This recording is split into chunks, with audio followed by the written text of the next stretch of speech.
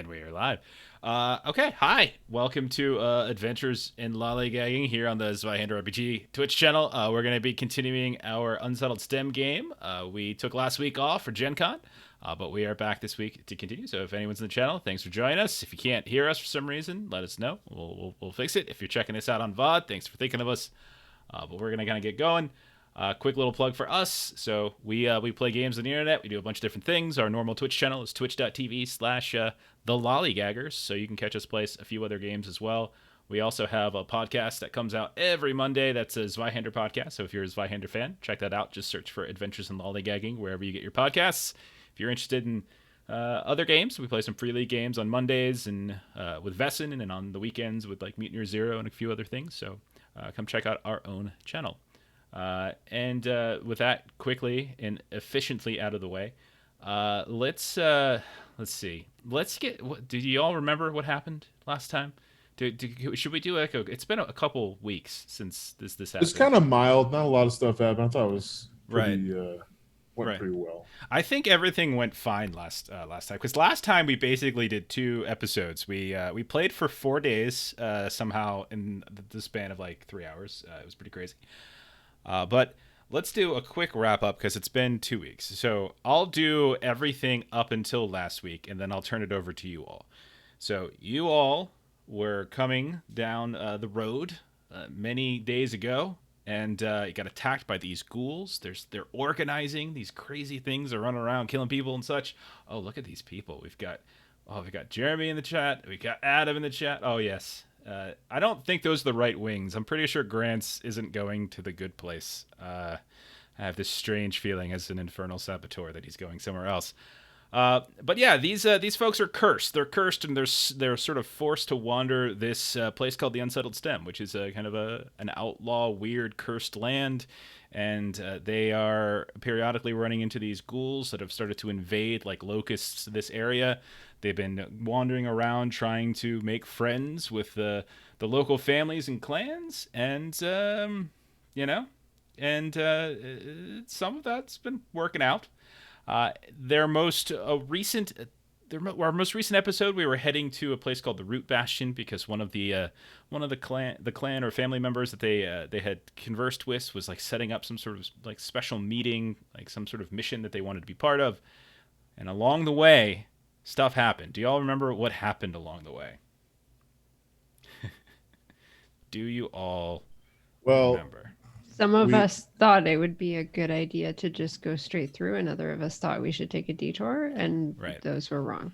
I don't know who would have thought that, but somebody did. See, you all were traveling. You were heading. Everything was fine. You had a couple people that you had recruited, a couple NPCs to come along with you, and you heard the sound of some kind of dying animal. It sounded vaguely like wah, wah. And you all went searching for the sounds of this animal and what might befall. And you found some like dead pony or something like that, or a mule. And you found tracks of someone or something being dragged away. And you had a very long debate about whether or not to follow those tracks. Where did you fall on that debate? Did you want to follow the tracks? Did you want to not follow the tracks? What were you thinking? Honestly, I don't remember.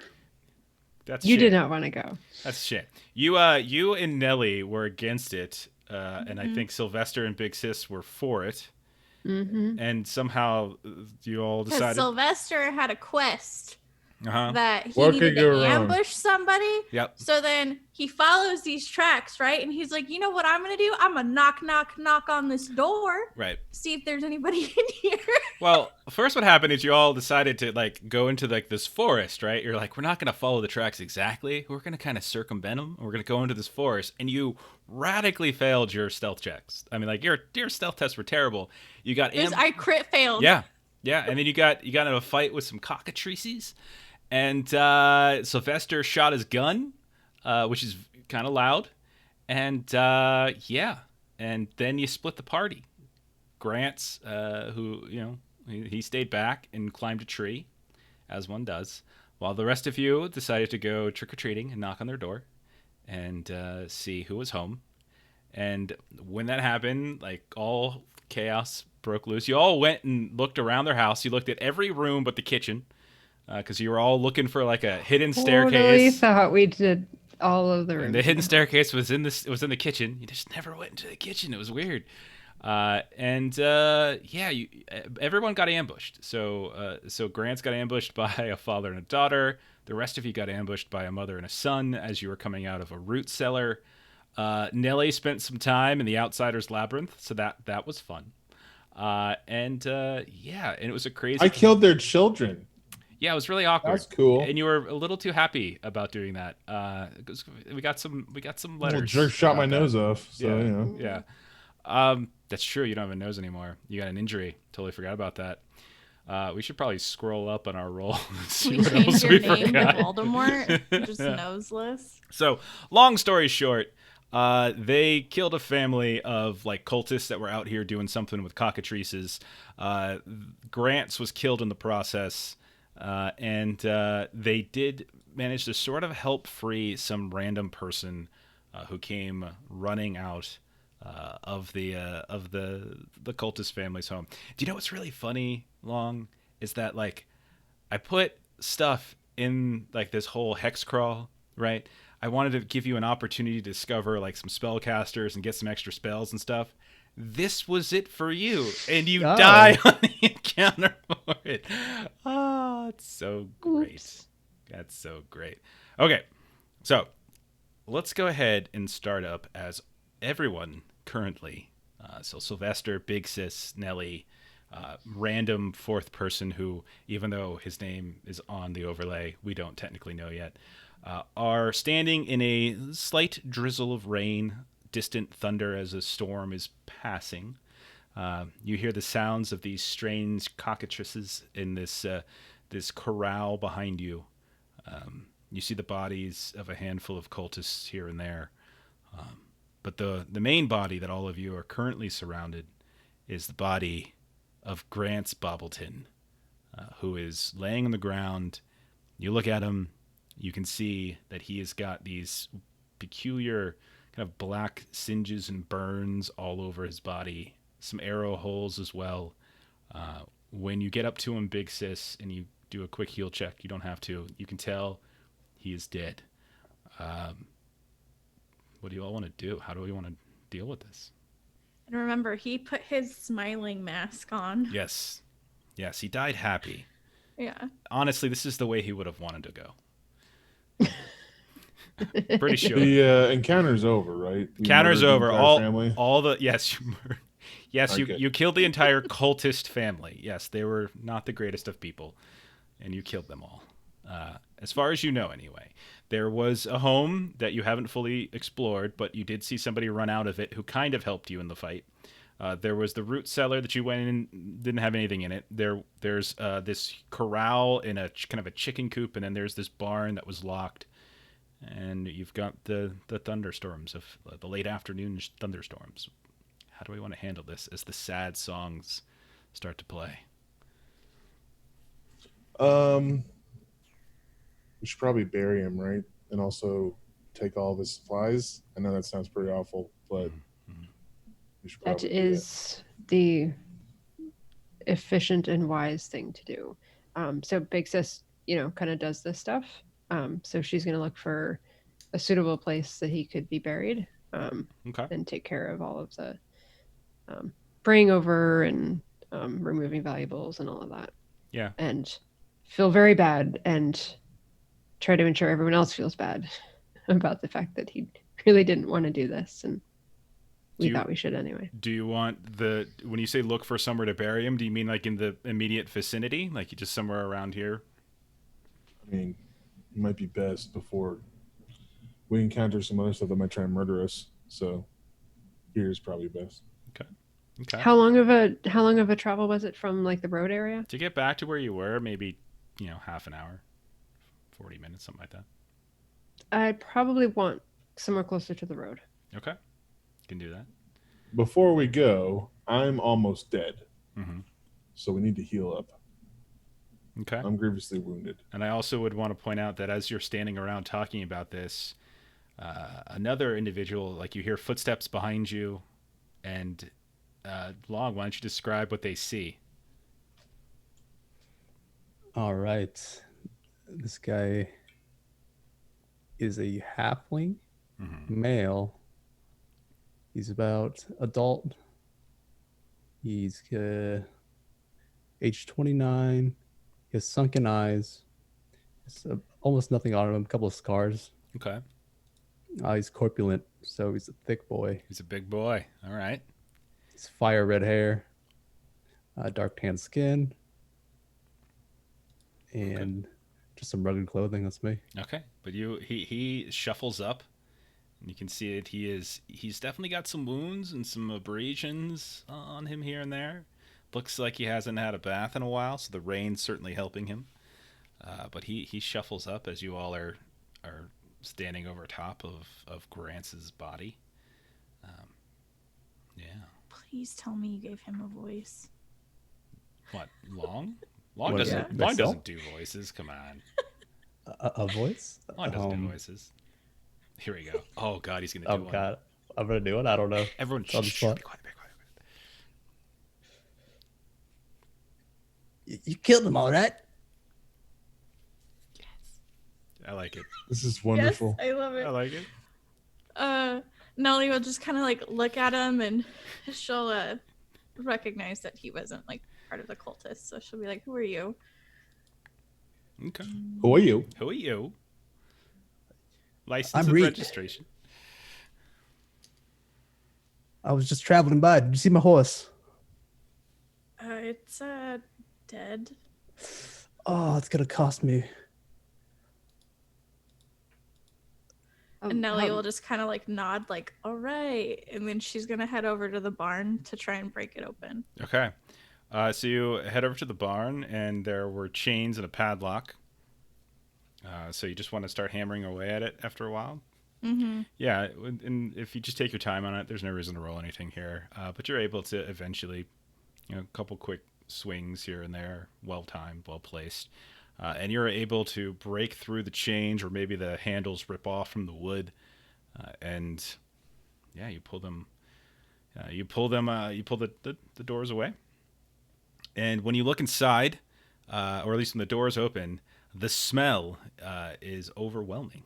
As it just feels as though you have just entered into a sewer, like this ripe and kind of moldy or mildewy scent just wafts over you. You can actually feel like the particles in the air travel up your nostrils as a cough begins to break out.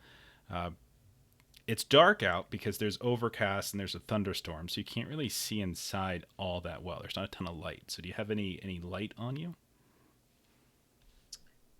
No, but Sylvester did, so I'll wave him. Yeah, to I'll over. come with a torch. All right. So you head over and you have your torch, and as you hold the torch inward a bit, you can see that there are all sorts of things that are hanging from the various rafters of this barn, and you can see that they're gently swaying here and there. And as you get in close, you can see that there's bodies that are just being hung, like pinned up by their shoulders and just hung from the ceiling in some way. Some of which are humanoid, some of which are animals. There's like kind of a little mix. You can see a lot of them have been cut open, disemboweled in some kind of way, missing things. So there's entire chunks of bone. Jaws are missing from some of the humanoids. You can see that there's a few stomachs that have been sliced through, and all sorts of organs and such are missing. I need anybody who's going in there, and so it's just the two of you so far. Big Sis and Reed, would you two be following, or are you staying back? I'm gonna see if I can go back and get my things Okay. wherever they're You're hidden. gonna go inside. Okay. So you'll start sifting around on the inside of the house. And Big Sis, would you looking to like prepare or get Grant's ready to travel? Maybe that's what you're doing. Okay, that sounds good. So then Sylvester and Nellie, go ahead and roll resolve tests, unless you are indifferent, which I think Nellie might be, if I recall. Are you indifferent, Nellie? Do you have that talent or trait or whatever the hell it's called? But resolve at standard is fine. Nope, you are not indifferent. I don't see it on your sheet. So yeah, you got to go ahead and roll it too, Ashley. All right. Okay. So that's Way to a start off the night. fail for We're doing it, boys. Sylvester, and then a crit fail for Shaidizi. The two of you are between the smell and the sights. You are both a bit overwhelmed. So Sylvester, go ahead and take 7 points of just of peril as you can feel your stomach rolling over. You can feel a little gurgle in your throat that you managed to hold back just a little bit. You are far more successful than Nellie, who as you step into the barn, Sylvester, you can immediately hear Nellie behind you just begin to wrench as she takes 24 points of peril. I'm like, first day, rookie. Good lord. That's a pretty good roll there. Well, you crit failed, so 3d10. I'm doing the 3d10 plus 3 classic. How's that fair for you, Nellie? Considering all of the peril and stuff I took earlier when I was in that creepy place, I'm incapacitated. Okay. You can choose if you want to say you faint. You can faint. Otherwise, you can just say the hell with it, and maybe your mind just breaks, and you just kind of maybe you slouch down on the outside, and I just. think I'll say like the smell hits me so hard, it's like Sylvester times 100, and I just pass out. That's fair. Okay. And so, Sylvester, you hear just the clink of metal as Nellie collapses to the ground behind you. So, Whoopsies. let's go ahead and we'll come back to think about what you want to do in here, and we'll come back in a minute and we'll switch over to Reed. Reed, you're going inside the house. So you've been in here. You were dragged in here. You were kind of they didn't really hood you so much as they just sort of like beat you over the head and such, and then they dragged you into here. And they threw you down into the cellar, which is where you have spent the better part of like a day and a half, maybe. And you know that when they brought you down there, you weren't the only one down there. There was somebody else there. You haven't seen that other person for probably since the morning when they were dragged away at some point, kicking and screaming. You know that They're probably dead. Maybe they're fine. Maybe they just let them go. It's catch and release type of thing. But when you go downstairs, you can see that with there's still some candles and stuff left over, but there's lots of kind of peculiar a peculiar setup down there. There's like desks with candles and all sorts of weird occult symbology carved in some of the wood, chalk lines on the floors and the walls, like these runes that have been inscribed. You can see that there's like this small little alchemical table with plenty of flasks and vials. There's these two books that are sitting on top one book is on top of this alchemy area, and one seems to be on top of some kind of altar. There's a very large ritualistic circle in the center, which is where you saw the individual the lot you last saw, probably early this morning. And you also see the cage that they had put you in, where you managed to actually break free from not too long ago, because it looks like they didn't properly latch it as they rushed out to figure out what was going on with the gunshot and the other things that you only barely heard. So there's lots of stuff in here. What do you want to do? Yeah, I'll pack up some of the alchemy supplies. Maybe take a book or two. Okay.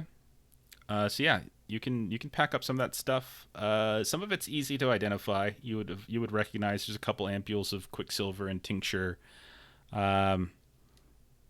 You know that there is a box in here that's filled with like these snakes and vipers and such that like you can hear it kind of it's somewhere in the corner. And you can mess with that if you want, or you can just leave it alone. So you'll get two books. You'll get one that just has like leather bound, like basic leather bound, and then another that when you touch it, the cover is actually kind of scaly. It's got this hardened scale-like quality to it, like skin to it. You get a couple. Yeah, you get a couple other things that you would probably need to roll some alchemy tests to identify. As you're looking for your things, you do manage to track some of them down, but you probably want to look through the rest of the house as well. You do find like a fairly nice chest in here with quite a few coins in it, some gems as well.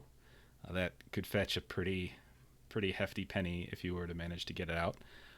And there's on the desk, but underneath, like where the the normal looking book was, there's all sorts of correspondence with somebody. There's all sorts of letters and such. Some of them are unfurled, some of them are not. And a few of those are also tucked into the chest that you open up, and there's all those coins inside. I'll see what the name is that the letters are going back and forth with. It seems to be communicating with somebody in Oxteton, capital of the country that we're in, and there's no name, but there are initials SE. And if you quickly read through one, do you have education as a skill rank? Nope. Okay, so I mean, the way we play it is if you have education, you can read well. If you don't have education, you can read, but you're not great at it. My name might be Reed, but I can't read. But you pick out a couple phrases and stuff here and there. Nothing really stands out to you. It just sounds really benign and boring. But yeah, you collect a few things. And then there's a couple shelves where they look like they have some kind of maybe torture instruments or like ritual daggers and such as well. There's like a whole mess load of stuff down here. Nice haul for one person that isn't yet part of the party and has no reason to share any of it with anybody else. No, I'll grab like handfuls of these and like throw it at these guys for helping me out. Okay. When I get the chance. You're so polite. I would have like kicked the crap out of like the cage and everything down there, and you're like, I'm just gonna look at this and take what I It's need. like, I Like see I would you've- have destroyed all of that stuff. I see one of your friends are dead. It must have been someone's poor mistake. All right, so you head up to this back. So after you kind of collect whatever you think might be valuable, I'll give you a list. And if anyone's got alchemy, they can roll some tests maybe to identify some things. Or they can just roll them anyway and flip the fail. But when you go upstairs, you start looking around, and you do eventually find some of your other stuff, some of your gear, some of your weapons that have looks like it have been maybe the son might have been taking and putting in one of the bedrooms, but you got your gear here and there. But you go outside, you can see that big sis, this ogre woman. Maybe you don't even know her name yet. She seems to be wrapping up this small gnome in some kind of tarp or cloth, or whatever you have in your back. Big sis, you just rolled alchemy. Do you have a rank in it? Nope, that's a fail. All right. Just for trying. Okay. Let's cut back over to the barn then. Sylvester, what are you doing? You just heard Nellie fall. You just stepped like 2 feet into this barn, and you can see that it is not. I mean, there's just like stuff hanging from the rafters all over the place. It smells I terrible. guess I'll kind of see what's going on. Okay. You start to to look through some of these. Roll a scrutinize test. Standard's fine. Okay. I can really see things. So as you're looking through here, you notice that there's body parts missing from like just about everything. Like different body parts here and there. Like some of them are jaws, some of them are hands, some are fingers, some are organs. You also notice there's like this peculiar moss that's growing on these bodies.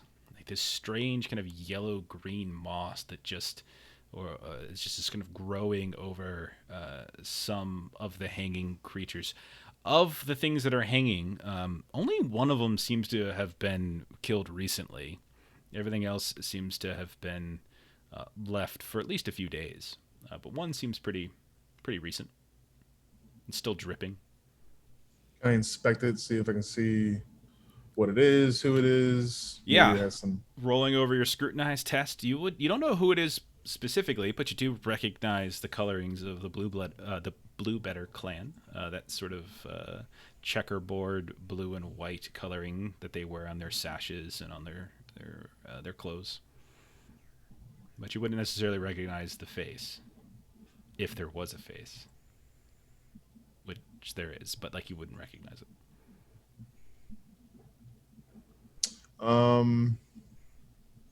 Anything else in the barn with these Couple that I can see? couple tools. Other than this, no. So there's like tools like pitchforks and shovels and stuff like that, but what you would expect to find in a barn. Just trying to think. Maybe grab a shovel to bury Grant. Yeah. Is there any type of I'll grab something to help with the whole Grant situation. No problem. Okay. All right. And there's really nothing else in here, but like there's no loft, there's not even really like hay on the ground. It's just basically dirt. Some of it is certainly matted down and dried and crusty from the stuff that would drip. You can see a lot of the like that mold is not only growing on the bodies that are hanging, but you can see it on some of the wood pillars and such that keep up the barn. But yeah. And there's no like cellar or anything in here. Nope. All right. No, I mean you go around stomping your foot here and there, seeing you don't notice anything. There's no hidden kitchen room that we didn't realize was a room that we didn't. It's just one big room, couple pillars. It's not like a fully traditional functional barn with like stalls and such like that. It doesn't seem like they went that far. It's just really just kind of like a storage room for hanging bodies for things. You're old enough, I would say, Sylvester, that maybe they were harvesting them for reasons, maybe some sort of weird magical reason. If only you had a magical caster in your mixed, that might have been able. It just seems really unfortunate that I can't believe something happened to him. Yeah, just a shame.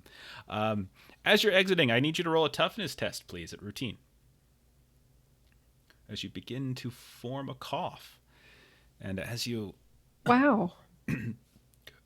as you are coughing on your way out, you reach down to your hand and you realize that the sputum that's kind of coming out on your palm is a little mix of that yellow-green mildew, the flakes that are kind of in the air. That's the things that you could feel going up your nose, and also a wee bit of blood. As with a crit fail, you'll go ahead and take 2d10 plus 2. So only 6. So, but you can feel it staying around. You would think staying around in here would probably be a very bad thing to do. It's like, gosh, you would not believe what I just saw. There's mold everywhere in there. It is just ridiculous. Everything else kind of checks out, but the mold, they got a problem. Get me out.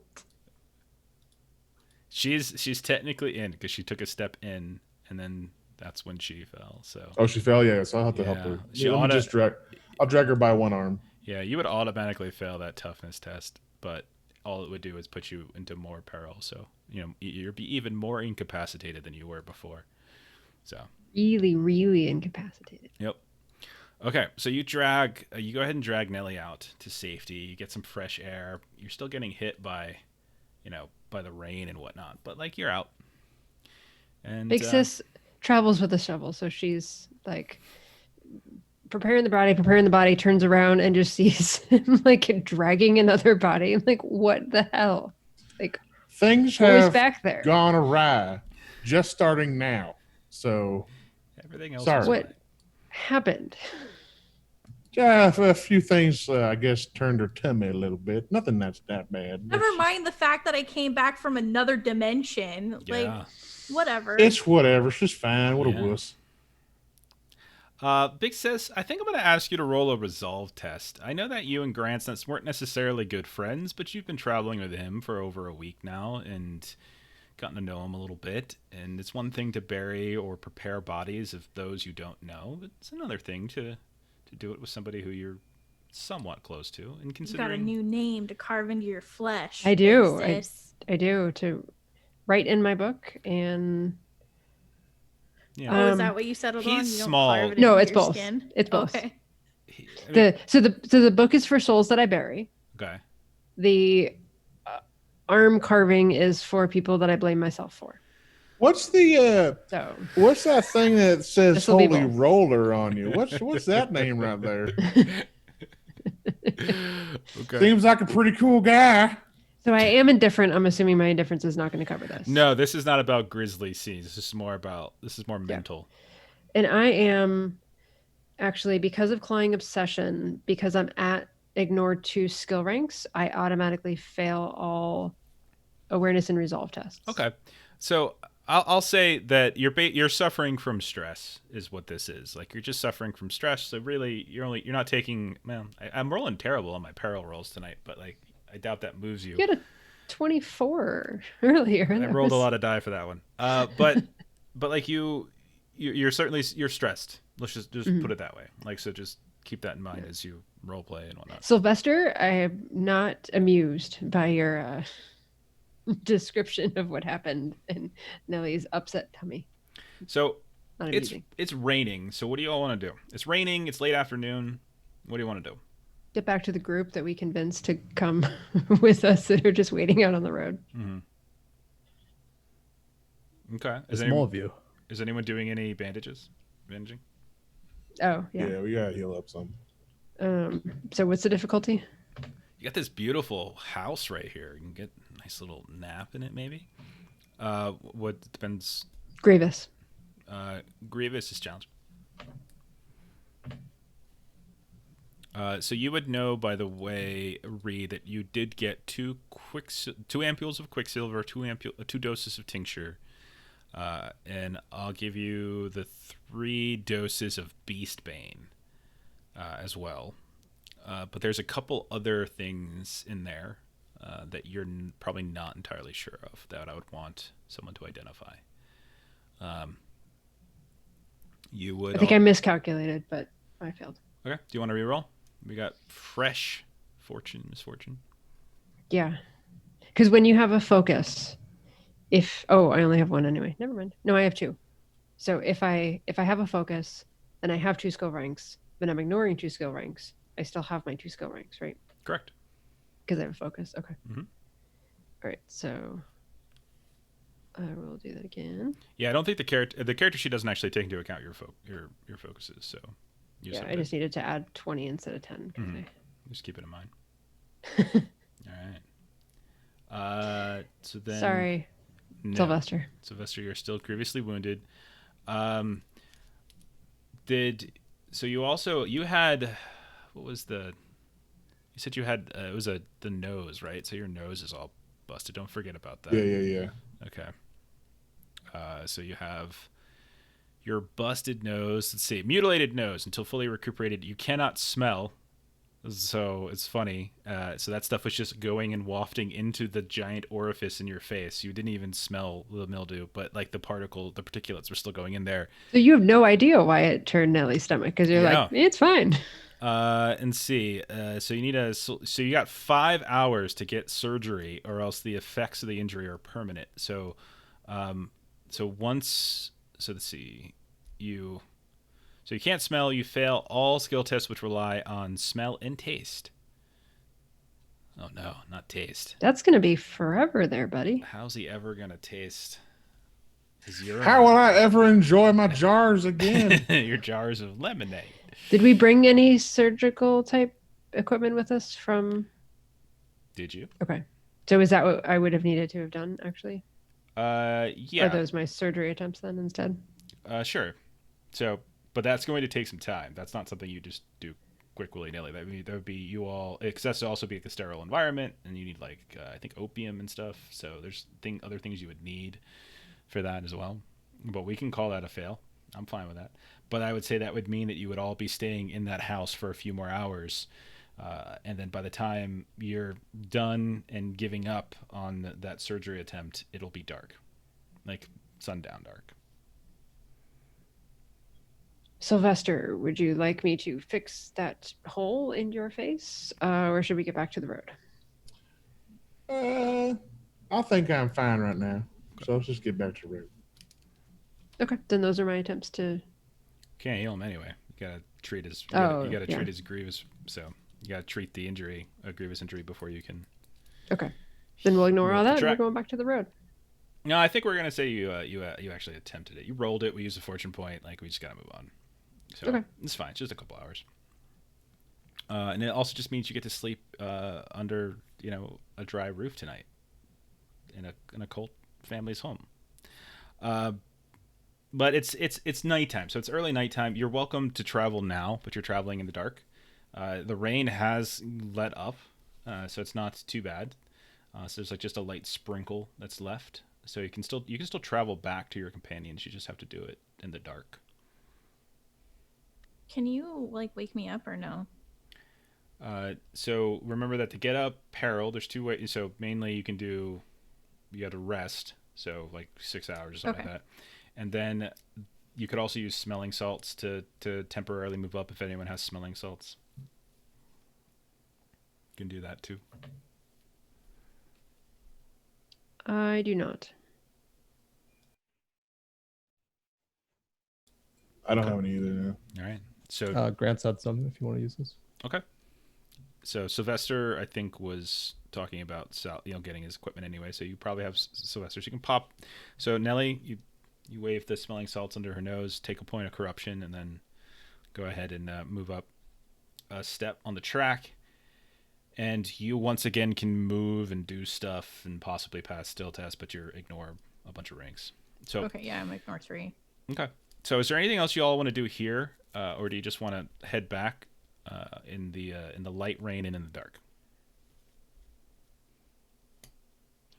Probably the only other thing that I would want to do is just get to know our traveling companion a little bit. Like how long had he been locked up? Where was he headed to? Yeah, if you don't mind, I'll come with you. They just caught me traveling. I think I was locked up for a day or two. Where were you? What was your business traveling? What's your business traveling? Well, we are trying to get to the Root Bastion. We're running a little bit late for raid that was supposed to be happening. I'm losing the word of what was happening, but there's a plan. We're running late. That's where we're headed. We decided to try to save a horse, ended up losing one of our party and finding you. I'm glad that all happened, or I might be dead right now. Yeah, it sounds like from I don't know if you met Sylvester, but it sounds like there was some nastiness over in the barn. So I guess we're glad that you didn't end up over there. I see. Were you alone? Yes, I was by myself, but I guess I found someone besides me, but I don't see him anymore. They were there. They were already there when you arrived. Like they brought you in, they put you into the cage, and there was already a body, or already a person down there before you even arrived. Sorry, and I missed this earlier. Do you have clan coloring in your attire? Do you read? Clan. I asked you this like 2 weeks ago. That's true. Never got a response about that. So I'm also curious about the answer to this question. What does it mean to be in a clan again? Is that something It you're just like means born you're a into? local. You're a local. Okay. That's it. You don't have to be. You could be just like these folks. People pass through. They just don't stay long. I want to be local. I want to be someone that's been here for a while. So Okay. Pick a side. Yes, I've been with the Crockers for quite a while now. Fair enough. Okay. All right. At this point, I like to think that this is when Nellie finally wakes up from the smelling salts, and as she gets up, she starts screaming about spiders and her arms being like noodles and just the weird stuff that happened in the other dimension. And it was sort of like an Escher painting, or like Yes. Escher, like you were kind of going upstairs. Where It was she's like this weird, stretched out, yeah. nothing made sense. Gravity was all weird, and it was just like this. And there was stuff there that was chasing you too, so it was even adding to it. Yeah. Yeah, and Big Sis has a huge kind of complex about losing people, and so she's going to be mega apologetic to Nellie about, we should have listened to you. This was a bad idea. Reed, I'm glad we saved you, but the math on this is difficult for me. She's really trying to kind of wrap her head around saving a stranger and losing a companion, and how that all balances out. Okay. That's all right. Once you die, that's when life really starts. You've Oh, seen the don't things get I've big seen. sis. Don't get big sis started on a conversation about death.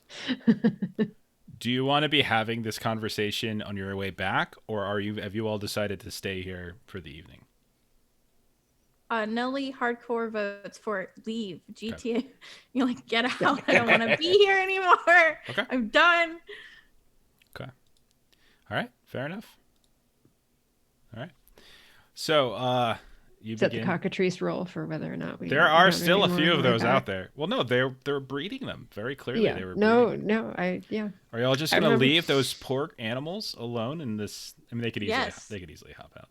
Okay, so you start traveling back, and you pass by. Someone's got light out, so Sylvester probably still's got his torch. And you're looking, doing your best. You notice along the way those kind of strange that kind of strange run of kind of these granite outcroppings, these little fingers kind of sticking up out of the ground. Pass by the dead horse of Reed's dead horse or mule or pony or whatever it was. You probably find a few of your other missing things there too that weren't taken. So you kind of scrounge what you can from like your saddlebags and such. Take a little moment, and then you continue looking. When you get back to the road, you don't immediately see your party where you left them. You look around. There is a fairly big tree that you departed from several hours ago at this point. They do not appear to be immediately nearby. So whoever would like to can roll an awareness test. Big Sis, you had something? I'm not going to do that because I want to find somewhere to bury Grants now that we're back closer to the road. So Okay. that's what I'm going to be busy I'll doing. roll it. Okay, go I'll ahead. do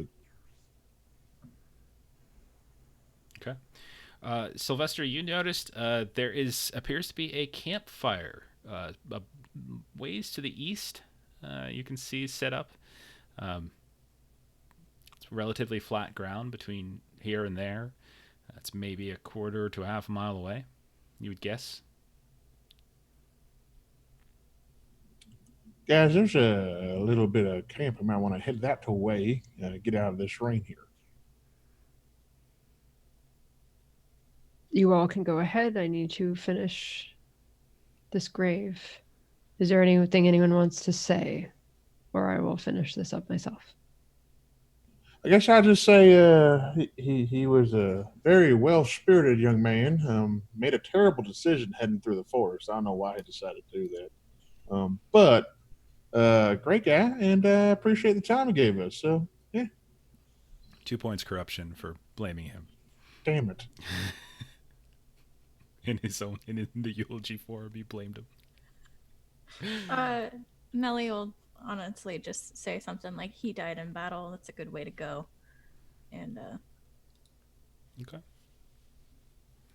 So you're digging a grave for him. He's a small little gnome, but that's gonna take a while. So are you staying here by yourself to do it? Are you all hanging around before you investigate this campfire?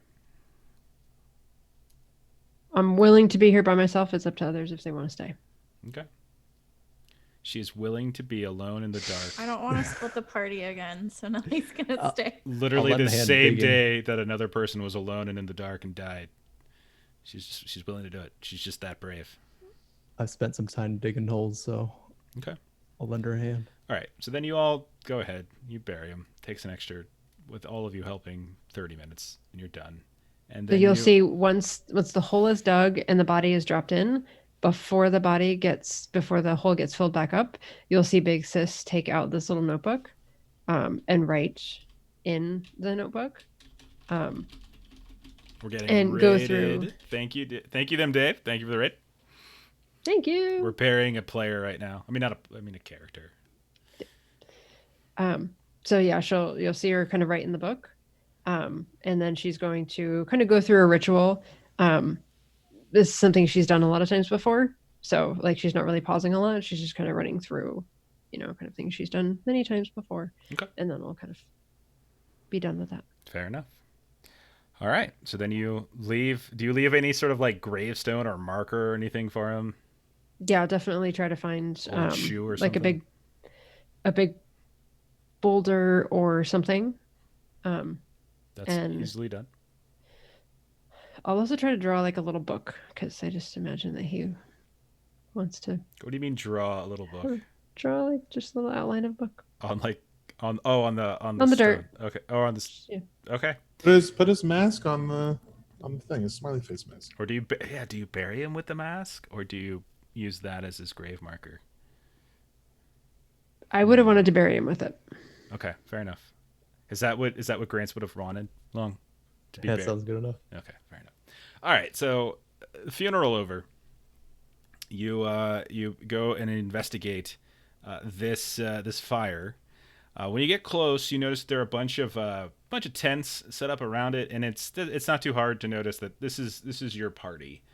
You can see a fairly large Vesta Pidgley kind of moving around, Grover as well, and you can hear someone playing like a small little like lute or something, and there's like people singing and such, and there's food.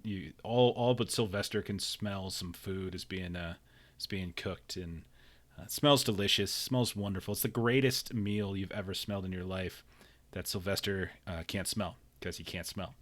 And he won't be able to taste it either. And so the food's just going to be wonderful. Exquisite for the It's gonna rest be the of the greatest thing. campaign. It's going to be amazing. But you get up and like they immediately see like Son of a bitch. You tell they were worried like where have you been? This is we've been waiting for you for hours. And they look around and are like, Grant, you look so different. One or two of them might recognize you. Maybe not, maybe seen your face at some point since you're a local. They definitely would recognize the colors you're flying on your clothes. But as you tell them all what happened, like there's a lot of like, I'm very sorry to hear that, and clasps on shoulders and such, and then they're like, and the night kind of goes on, and they give some food out to everybody, and a couple of them sing some sad songs and such, and Is there anyone around that can heal me? there's Big Sis. But I gotta wait till tomorrow for that, right? What did Melissa just type in chat? I think Melissa's trying to hack Twitch right now. I don't think that works. It's the most confusing looking smiley emoticon ever. Yeah, my smileys aren't working. Oh no. Unfortunately, you got this grievous injury that's got to be taken care of. Like the whole way back, you're like bleeding from your nose, and mucus is just pouring out your face. You look even uglier than normal. But yeah. Also, you do need a kind of a clean and sterile place, which is going to be really hard to find out in the in the middle of nowhere, and not by a house that just happens to be clean and keeping stuff from rain. But you chose to come back. But throughout the evening, everything's fine. I feel like either it was Sylvester got his nose back, or we came back to like cockatrices did the same to like everyone else. I wouldn't do that. So, so several hours into the evening, as people are kind of beginning to fall asleep here and there, some of the NPCs, maybe some of you, you guys look off to the east a bit, and as the sky begins to open a bit, finally for the first time today, stars start to come out, moons starting to show, some light here and there, cresting through the clouds, but it's still very dark. And you notice there's this like large bit of light, maybe about a half a mile away to the east, that's moving. That from this distance, it's hard to tell exactly what it is, but you just see it kind of just moving along on the horizon. Doesn't appear to be coming toward you, but it seems to be kind of doing laps or pacing around in some way.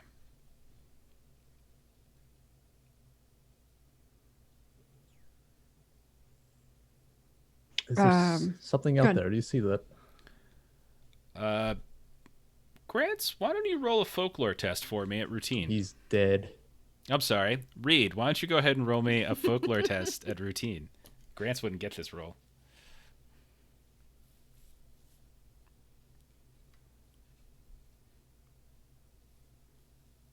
How dare I you would bring up say such a sore Nellie's subject? sleeping. I failed. Do you want to re-roll that? No. Okay, so Nellie's sleeping. Reed, you don't necessarily know what that is, but whoever's up is seeing it. Probably the mercenary guys, Jimmy and Rolf, are kind of looking, getting a little nervous. Like, is there someone out there? Should we be worried about this? And you see them like they're like loading their guns up, like getting ready. I would go with them to investigate if they're up for it. Go to it.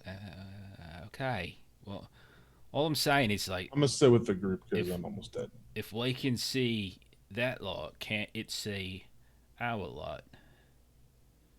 You know? Indeed. Okay. All right. Let's go then. So they'll follow you. Because I'm assuming there was a campfire, so they could have already seen our light. So Sure. Yeah. Yeah. And again, it doesn't look to be coming any closer, but it is moving. It's like, and it's a ways off. It's not, it's like, again, like a half a mile.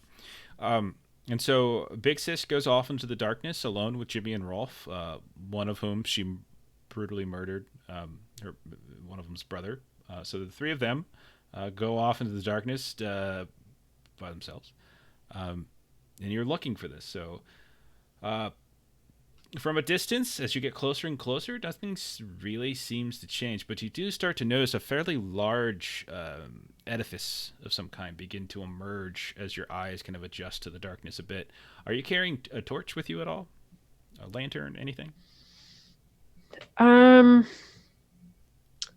don't have one, but I think I would have tried to grab Sylvester's because he was staying back. Easy enough.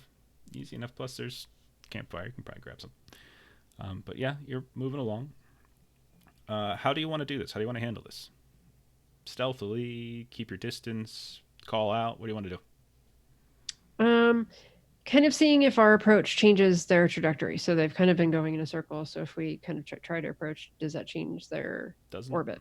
No, there's no discernible pattern. They just seem to be kind of sort of goes one way, then it sort of gets a little bit more distance, and then it moves, and it kind of moves again. You're not really sure. Sneaky, Melissa, sneaky. Yeah, like I'm definitely not just kind of beelining and knocking on the door and saying hello. Roll a stealth test then. Okay. And yeah, I'll roll 1 for the two of them. 52, not bad. 31. Oh, very nice. Okay. As you get closer, you see this large edifice begin to emerge behind the light. And it takes a while for you to realize that, like, it's almost like blocking out the stars. Like, you look up to the east and you can see the horizon, and you can see, like, stars on the right. You can see stars on your left, but then the closer you get, this larger and larger kind of gap. And that's when you probably put it together that it's like it's either like a big old tower or maybe a butte or something like that that's sort of sticking up relatively. It's not huge. It's a good maybe 100 feet tall or so, 150 around there. And when you get a little bit closer, you watch the light disappear into the back. You reach and you take a step, and you realize that you've been walking on grass this whole time. All of a sudden your foot goes down and you kind of almost give out underneath it as you realize that you just like stepped on top of this small crumbled wall. It's like a little bit of a wall that's crumbled around you. And when you look down, you can see there's these stacks of stones, and going off to the right and to the left. It's maybe knee waist high, but it's not in good condition. It's old. It's overgrown. There's moss kind of covering some of the sections. Others have just been knocked over completely.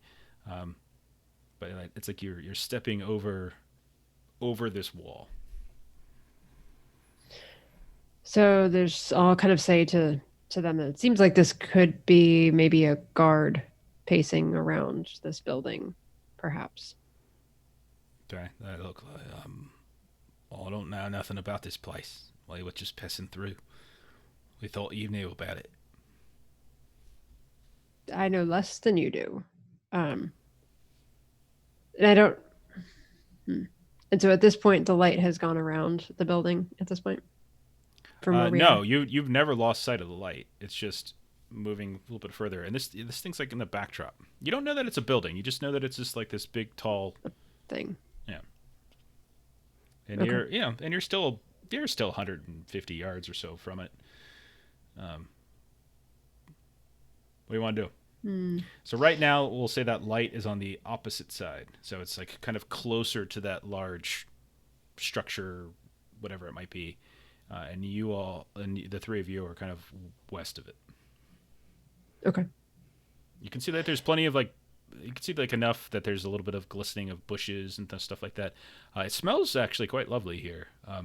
It's kind of get this fragrant, almost like you're in a garden.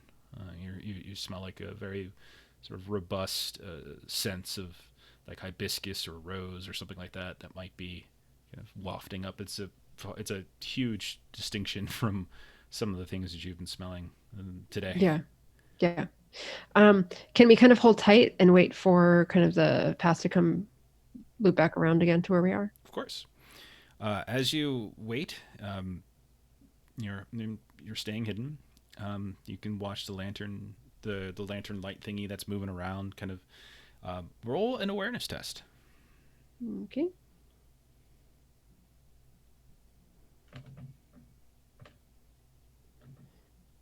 Standard's fine.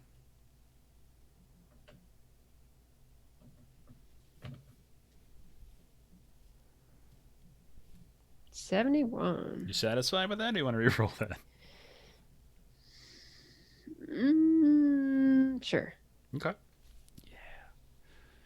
Love it when you guys waste that stuff on these types of rolls. Okay, re-roll.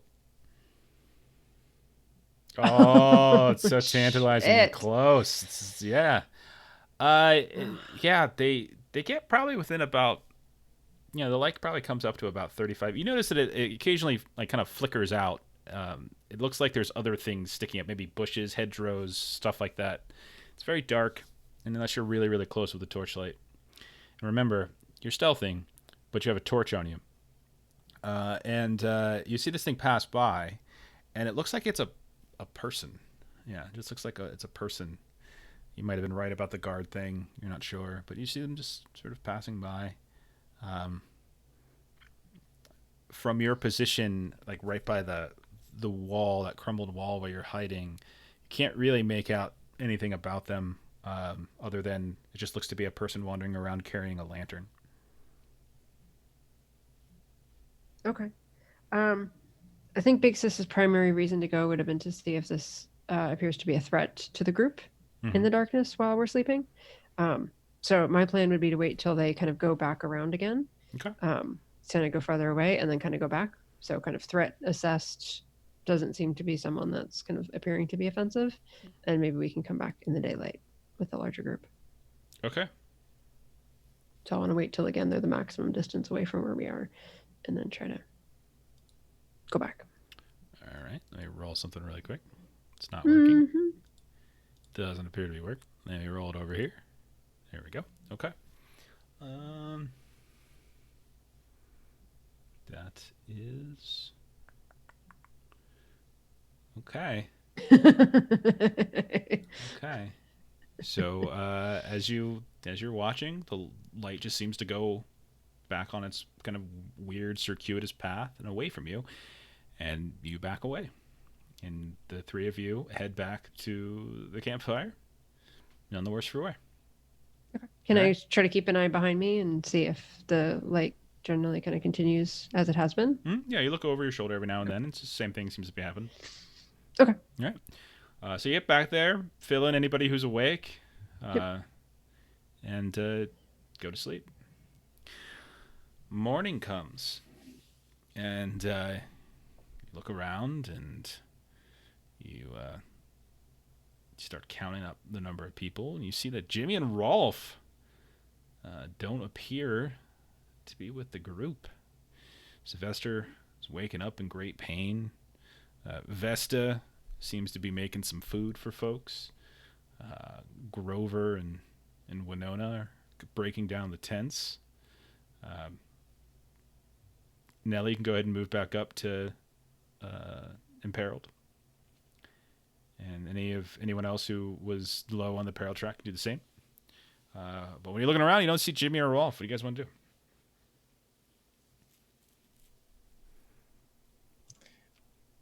Where are those I'd two like to- rugged folks? Weren't they with you last night? Yes, we went and we investigated and came back and they were here. So when you say that, Vesta would be like, I was the first one up this morning. I didn't see them at all. I've been up for almost 2 hours now. You all sleep very, very late. You really should get up earlier, get an early start on the day. But now I haven't seen them. Sorry. I can, once I maybe try to do a little healing this morning, I can bring everyone back to where we were and see what is out there. Okay. Who needs healing? Me. I mean, there's no way. I mean, you don't have a sterile environment, unfortunately. Well, can I heal myself at all without getting surgery? I don't think so. I think when you have let me double check this because it's been a while since I've looked this up. Is it just like once you've passed your window, then it is, and then you can start healing? He's still got a grievous injury. At a certain point, that's got to be treated. So. Didn't I choose to take my injury so we were able to just treat injury? Grievous injury is different, though. A grievous injury Oh, requires yeah. surgery. So grievous injuries require surgery before recuperation begins. So successful surgery also allows you to avoid permanent effects. Too late for that. Let's see. As before, if you are suffering from multiple injuries, blah, blah, blah, blah, blah, the more injuries you get, etc., etc. So, yeah, he really needs to get that injury treated. Because, I mean, imagine, if you will, a terrible injury where your nose gets wiped off your face. You don't just put a Band-Aid on it. You gotta stitch it up and take care of it and repair the tissue And so such. we have the skill rank and heal. We have the opium, I think, and I can be left interrupted for 10 minutes, right? Yeah. Unless sorry, wrong one. So Grievous. in order Sorry. in order to perform Yeah. a surgery, you let's see. You got to have a skill rank and heal, which you have access to surgical tools, a seed pod of opium, and a bandage, and be left uninterrupted. So yeah, you can go ahead and give it another try if you want. Okay. All right. I don't know why I got that whole sterile environment. What the hell did I get that from? This is Zweihander. remember. There's nothing sterile here. All right, so you can spend some time doing that. So it's back to challenging Mm-hmm. and heal. And okay. I just need to smell my jars. Okay. I think you're never going to smell again. Yeah. I think it's just whether or Yeah. not we can heal you. Yep. Didn't get the successful surgery in time, but you were managed to stitch up his nose. So so now at this point you can heal him if you can try to. And so now we have to roll for something. No, Right. now you roll to heal him. Okay. You perform successful surgery, so now you're just seeing if you can move him up the track. You can also take laudanum if you wanted. If you had any laudanum before she rolls her heal test, that'll move you up one step to make this heal check easier.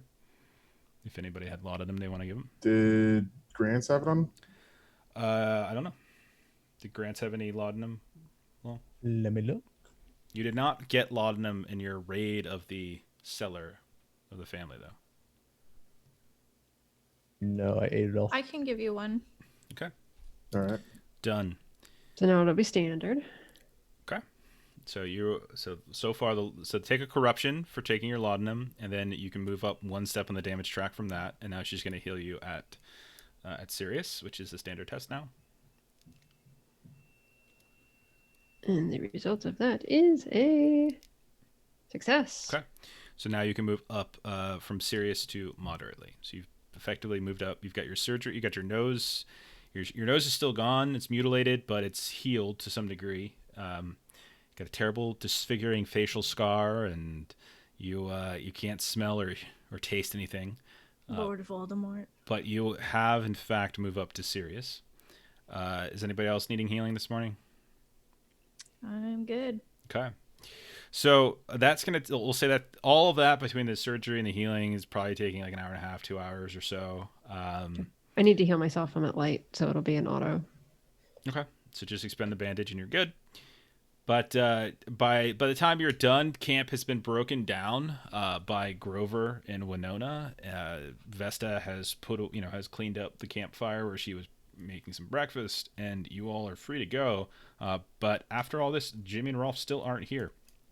When you look, you can see that their stuff is like their bags and their bedrolls and such are here, but they, however, are not. Can one of you guys roll to like track or something? Yeah, I can do that. So I'll see if I can find them to scrutinize. Is that what it is? You can do that if you want to look really, really carefully around the camp to see if you can find anything. Awareness is fine too.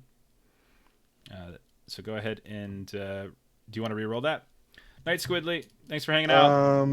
No, I guess someone else will have to. Okay. You looked and yeah, you notice a handful of people coming and going, but nothing in particular. It's hard to discern the freshest tracks, and a lot of people have been moving around this morning, packing things up. So nah.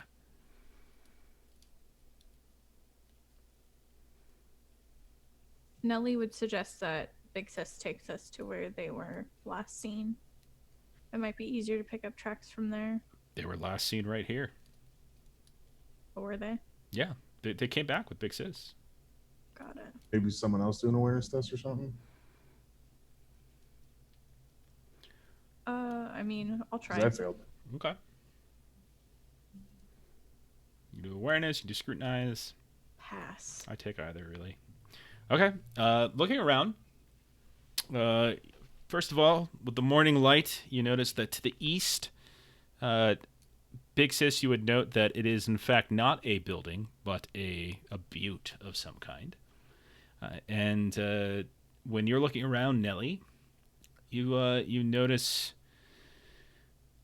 you don't notice any. You notice like some footprints, some tracks, some broken leaves and such from some of the nearby bushes that had berries on them, which is why they kind of moved the camp here. So they grabbed some of those and were eating from them throughout the night and the morning.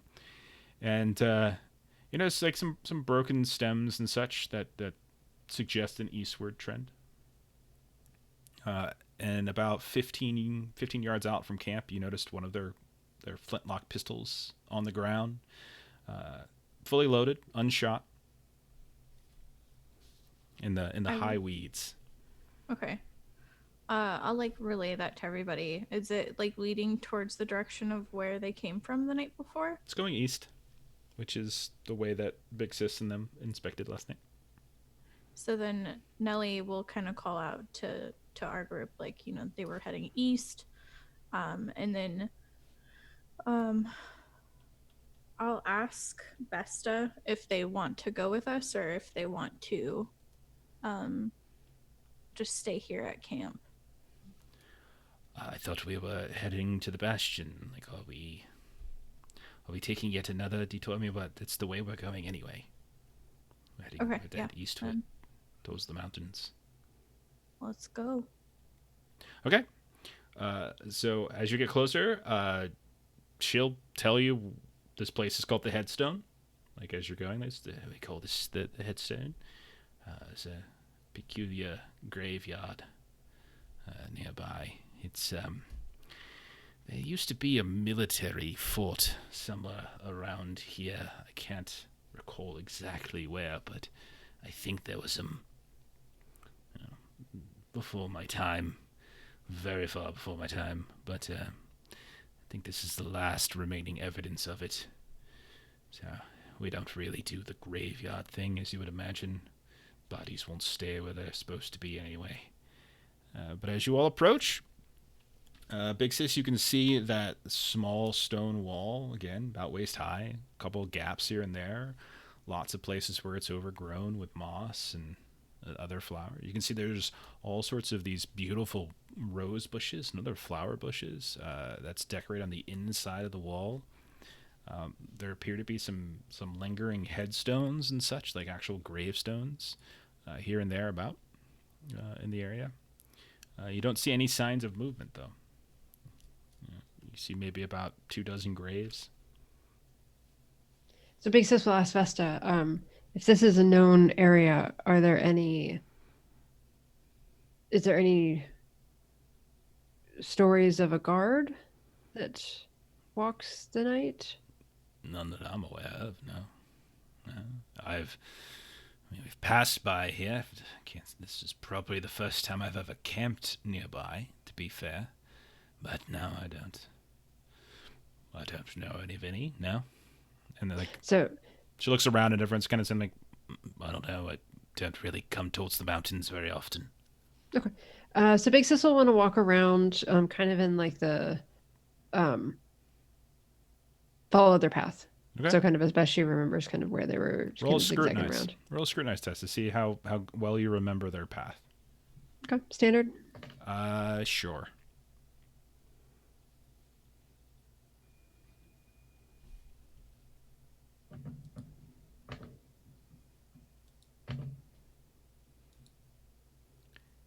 That's a fail. You want to re-roll that at all?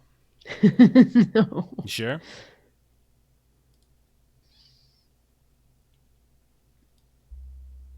Just gonna go ahead and just throw this on really quick, just for Ashley. I was waiting for it. Just for Ashley. Cue the creepy music. Okay. Do I see the building, by the way? There is no building. It's just a The butte. It's like a small plateau. Yeah. We got plenty of them out here in Arizona. It's not. Yeah, it's maybe 100 to 150 feet tall. Fairly. It's kind of like a flat, rounded top, like flat top, but like rounded on the sides. Mostly rock. You can see there's some bits of some like vines and ivy that are kind of growing up it. But yeah, it's there in the back, and it seems like this graveyard area has got like a wall that encompasses it and backs up into the base of that butte. I'll give it a reroll. Okay, I got Okay. it. Because it's because I played the creepy music, isn't it? That's why. Well, I looked at the math and it's a 60, so see if that works. There you go. There you Gosh, go. I'm gonna make a freaking gambler darn it. out of you yet. Hey, listen. Sometimes this happens. That's what happens. You know. Okay. All the time. I've got 3 misfortune points to play with. This is great, and still at least 45 minutes to an hour and 15 left to use them for our normal play window. Okay. Anybody else doing anything? Is Big Yeah, I Sid- want to check out the headstones of the graves, see if there's anything significant. comes Sure. up. Yeah. You start going through and start looking at a few of them. Just reading what you can. I mean, they're in surprisingly good shape. They're not like sitting well. Like a lot of them are granite, like these like light white granite headstones. Some of them are off tilt. You know, they're tilting here or there. But there's no like staining, there's no dirt on them, there's no like water stains. They almost look like fresh and clean. You can see that there's stuff that's been carved or engraved into them here and there. You see names. As you start looking through them, you start recognizing a few names. A few of them have like the Blue Better last name. Oh, posture check. Everyone sit up. Oh, there you go. That's good. Thank you.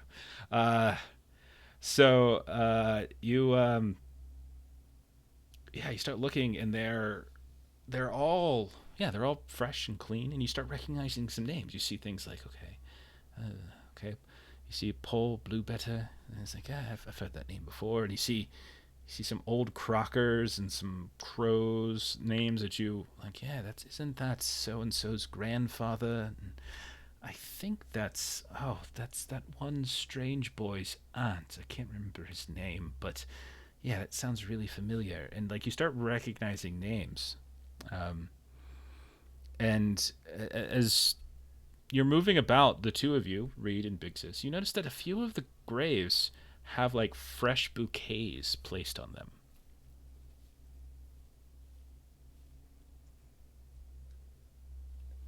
It looks like someone visited before we got here. These are fresh. There was someone here last night, so that adds up. There was someone walking around, and there are fresh flowers. Were all of these folks were buried here? Like this seems a little middle of nowhere. Like everyone traveled here to bury their companions? There's some sort of significance to it. I don't remember though. Nelly and Sylvester, what are the two of you doing? Well, I guess I'll search and see if there's any type of, I don't know, tracks of signs of the guys maybe passed through here, or Okay, sure. maybe Awareness is fine. moved brush or whatever. Sure, just roll an awareness. Nelly? I want to look for the graveyard keeper because obviously somebody's tending to it. Okay. You walk around, Nelly, and you look for any signs of like a hut or a house, even a tent, campfire, anything. You don't see any signs of anyone. And as you're wandering about on the inside of the graveyard, yeah, there's just nothing. You don't even really see footprints anywhere. Like there's paths between some of these rows. You don't see any footprints whatsoever. Sylvester, as you're looking around, you notice that inside the small wall of the graveyard, you can see that there is underneath something kind of catches your eye. This little glint in the morning sun underneath one of these rose bushes, just a few feet away. You can see a flintlock pistol laying on the ground. Walk over to it, pick it up, take a look at it. It's loaded, hasn't been shot. It's got the kind of little engraving on it. So it's got like initials. It's got RS on it.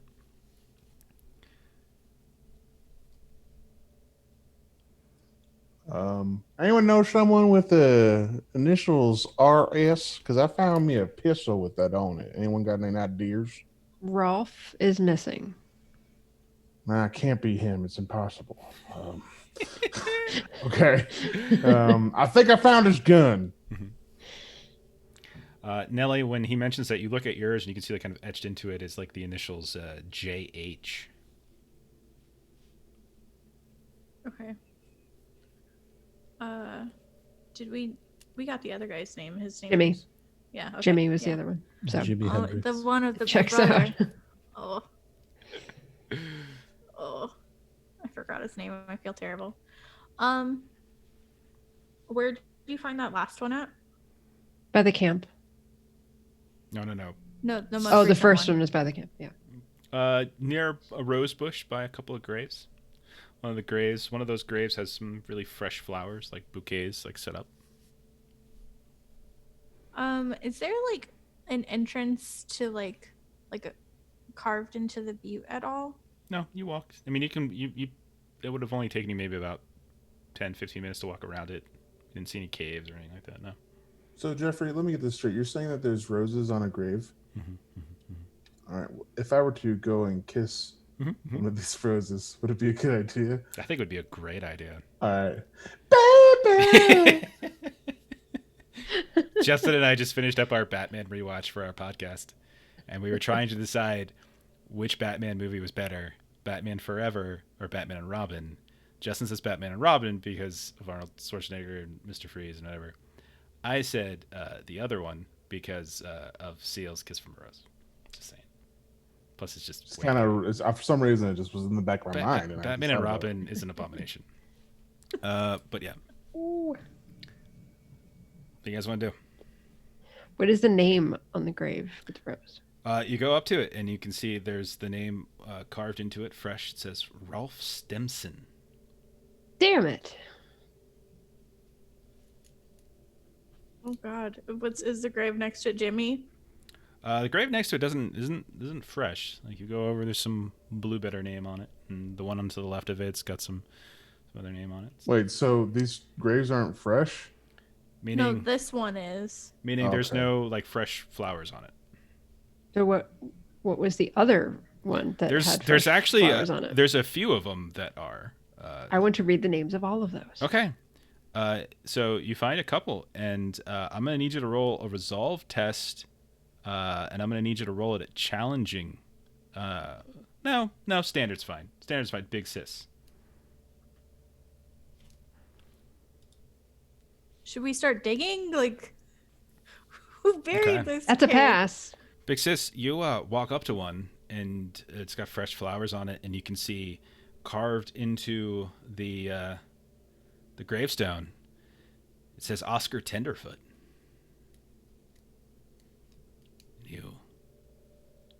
double take. Like that seems like a real handsome name.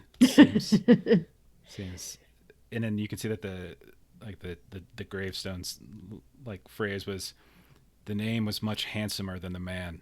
You go to the next one. So wait, that one had flowers on it? Yeah. And you go to another one, and it says Grant's Bobbleton. And you move a couple steps over, and you look at another one, and it says Florence McRae. And you find another one, and it says James Hauer. Oh, Jimmy.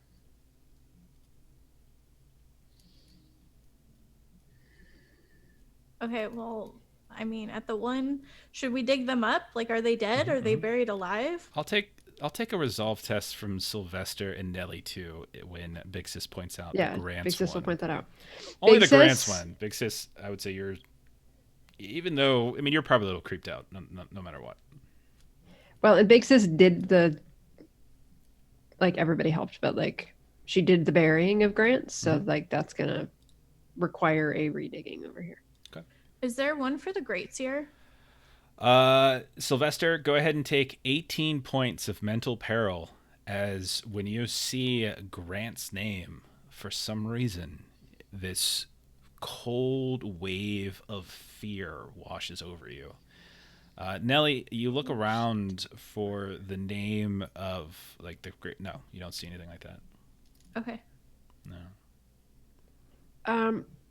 I want to share this with everybody else and make sure that everybody else sees the same names that I do. You do see the So, same like- names. There's others as well that have like little fresh flowers and stuff on them. A few more, but when you go up to them, all of them have the name Pidgley, but you don't recognize any of those names. And then you get to one that just says Annabelle on it. What the hell? I don't know. I just make shit up Okay. as I go. Okay, so I just want to make sure that the other people, not even in our party, are seeing Oscar's name.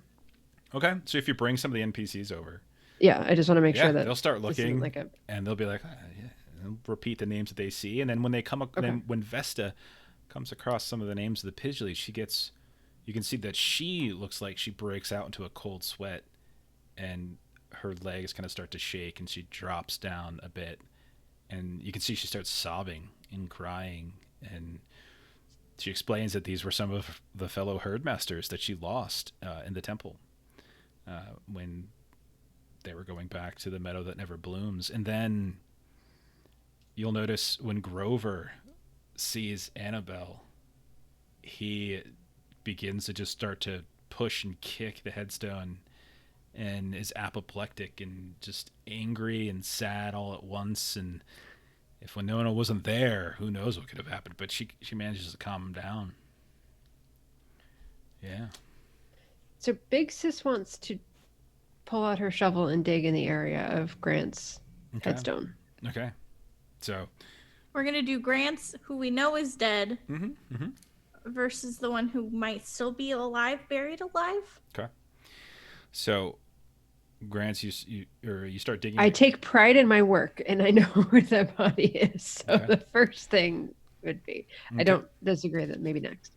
You start digging away, and you eventually the spade that you're using to break the ground eventually gets to cloth of some kind. There's a body down here. You pull it out, unwrap it. Does it look like the wrapping work that I did yesterday? I mean, it's hard to say, but do you want to unwrap it? Does it have the smiley face on it? Because we buried him with the smiley face mask. Do you want to unwrap it? Oh yeah, sorry. I pictured like the mask was like on the outside of the When wrapping. you Sorry. unwrap it, the body, it is very clearly Grant's.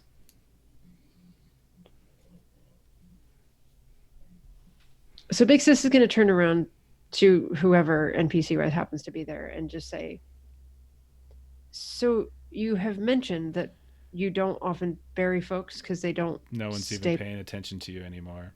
Nellie's- Vesta is weeping like over two graves, Winona and Annabelle, or excuse me, Winona and Grover over by Annabelle's, and she's doing everything she can, and then Jimmy and Rolf are presumably here, and that's it. That's your NPC squad. You don't got any more NPCs.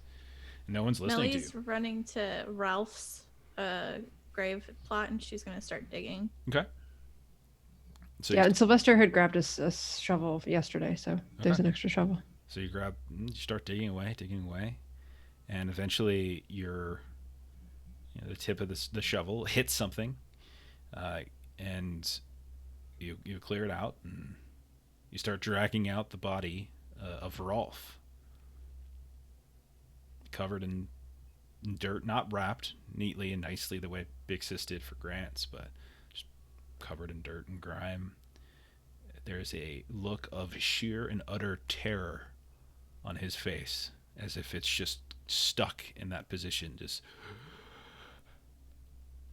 like frozen, like chin extended a bit, mouth agape, swollen tongue, eyes wide.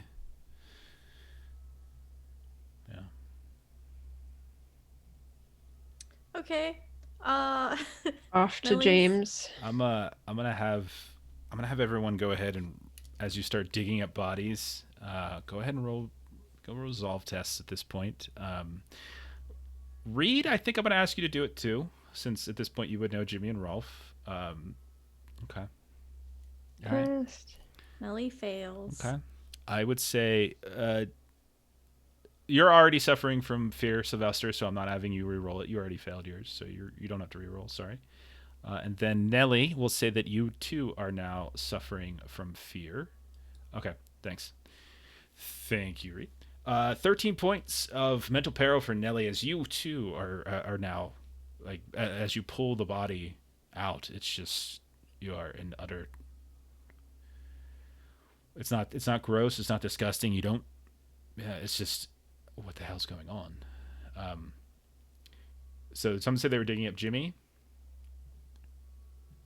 Yeah, Big Sis would have gone on to Jimmy. So you start doing that, and same thing. You pull him up. He's got this horrified look on his face. His eyes are wide open. His mouth is crooked in a gape. Tongue a little bit swollen. Looks like he's lost all blood in his face. He's super pale. Just absolutely confused look. So I think at this point, Big Sis, Nelly, since you're digging up graves, go ahead and take 3 points of corruption as well. Okey-doke. Sylvester Reed, you didn't actively say you were digging up graves, so I'm not gonna give it to you. When you're digging up graves, once like Vesta and the rest of them, they look up and they're like kind of horrified, like, whoa, what are you? Like they're like, what are you doing? What is wrong with you? How you can't do this? It's desecration. Nellie will just sort of mumble something. What if they were alive and trapped in a coffin? Did not in a They coffin. were You pulled them alive. right out of the sand. You did. You pulled it. There was no coffin. You Yeah. literally just pulled the bodies out. Yeah. But she'll be like, they were alive last night with us. And you recognize the look of fear and terror. Like they're all like confused and afraid. They have no idea what's going on right now. Nellie's down to leave at this point. Like, she's ready to get out. Big Sis is down for leaving once all three of these have been laid to the earth. What does that mean? Just putting them back. So you're gonna put them back in the graves that you just dug up? Okay. Yeah. Done. So all of this probably took a couple hours. So you're past midday at this point, probably 1 o'clock or so in the afternoon. A little overcast, but no rain today. And by the time you leave, I think everyone is a little bit silent, quiet, confused. It takes a while for Winona to get Grover to leave the little graveyard area, but eventually she does. But all of you, yeah, you move, and that's that. Is Big Sis a murderer? She was last seen with them last night. Who do you say this to? I just. It's a fair point. Big sis is not amused. It's a fair point.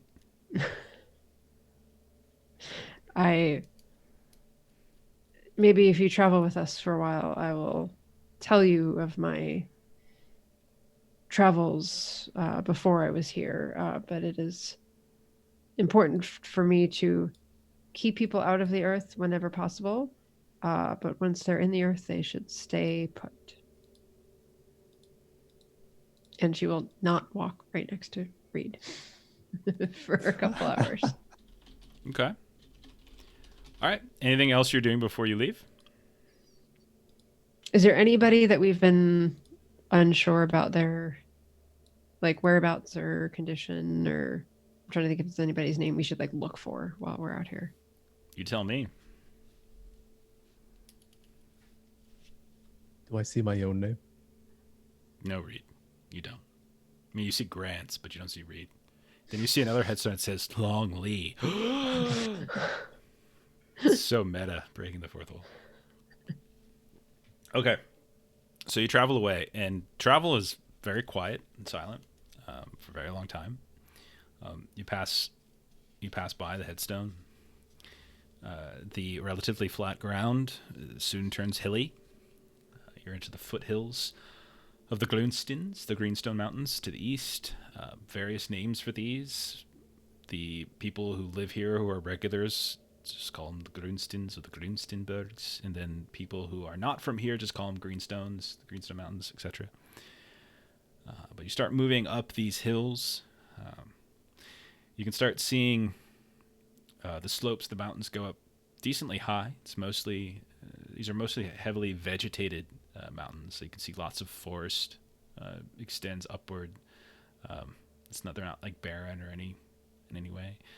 The clouds above are slightly underneath the peaks, the highest of the peaks anyway. As you look up, you can see the odd large bird swirling around above you.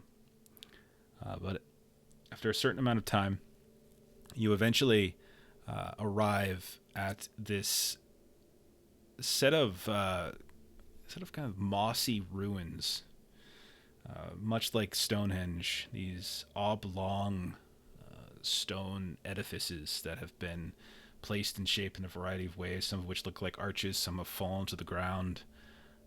You can see that there's this depression at the center, like this small stone circle with like a depression in the middle of it. When you go up to it, you can see it's just this really long and empty hole that just goes who knows how far down. Plenty of stone around it, and lots of this greenish yellow moss. The folks around you that you're traveling with, and Reed would know this as well, I just advise you don't linger. This is not a place to really linger. This is a sad place. This is a strange place. They say that the people who inhabited this land long ago, by the name of the Fedatois, were in tune with nature, but at times they were known to do things that might manipulate it in a way, or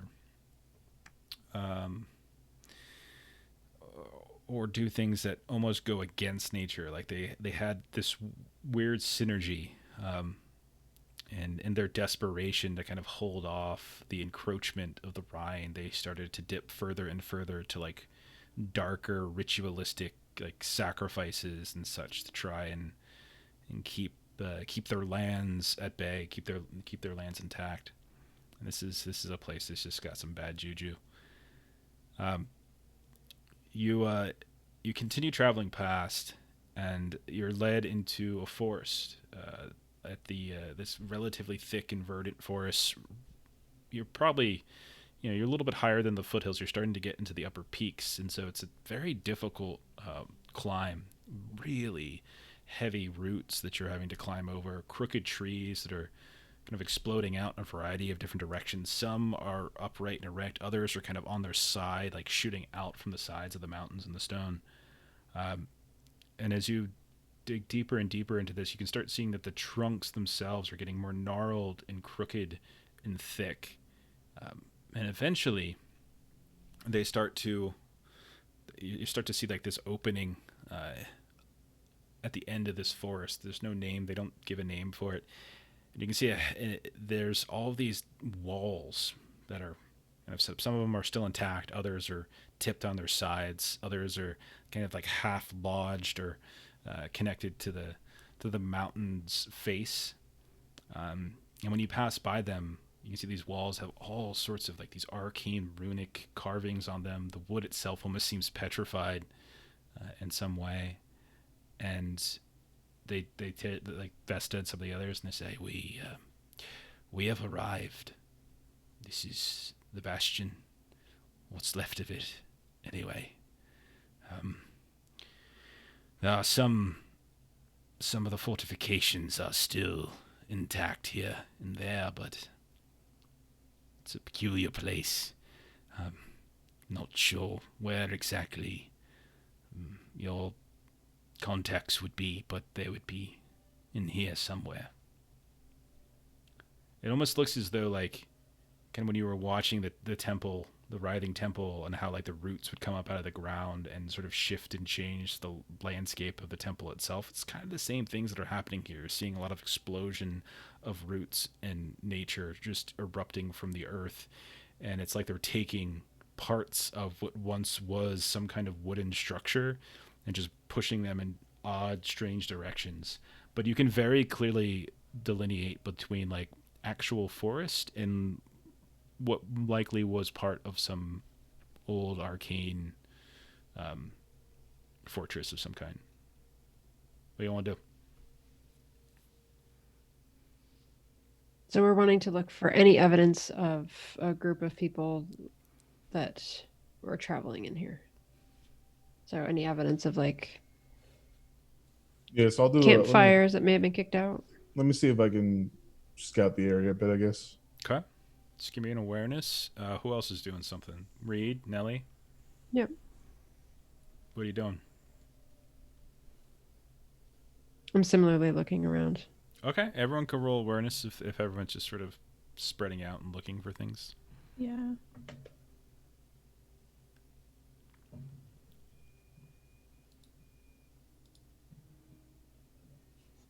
I am rolling so well today. Okay. Nice. Do you want to re-roll that, Nelly? No. Okay. It's trapped. Don't listen to him. As you're all moving about, it's rough terrain here and there, and you have to be kind of careful where you put your steps, because some places look as though they're sturdy, others look, are a little bit more fragile than you realize. And at some point, Nelly, you kind of walk up what you think is a sturdy, thick branch, but halfway through it cracks and you fall a good 15 feet and tumble down onto rocks. You can go ahead and take 16 points of physical peril as you just go rolling and rolling down the hill a ways.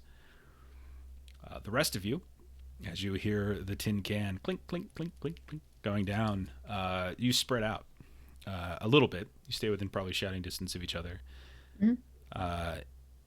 Reed, you notice that there is a small camp that has been set up in the underneath this overhang in the mountains. The mountain's fascia.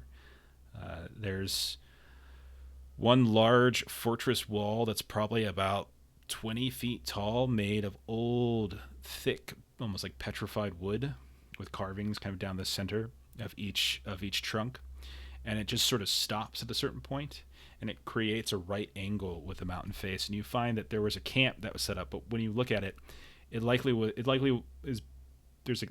a campfire that was there, but you put your hand over it, it's cold ashes. It's probably been a couple days, maybe a day or two at least, since anyone's used it. You find what looks like discarded kind of like animal bones and such, as if somebody was eating something and just sort of discarded stuff. They didn't really do their proper cleanup of the campsite.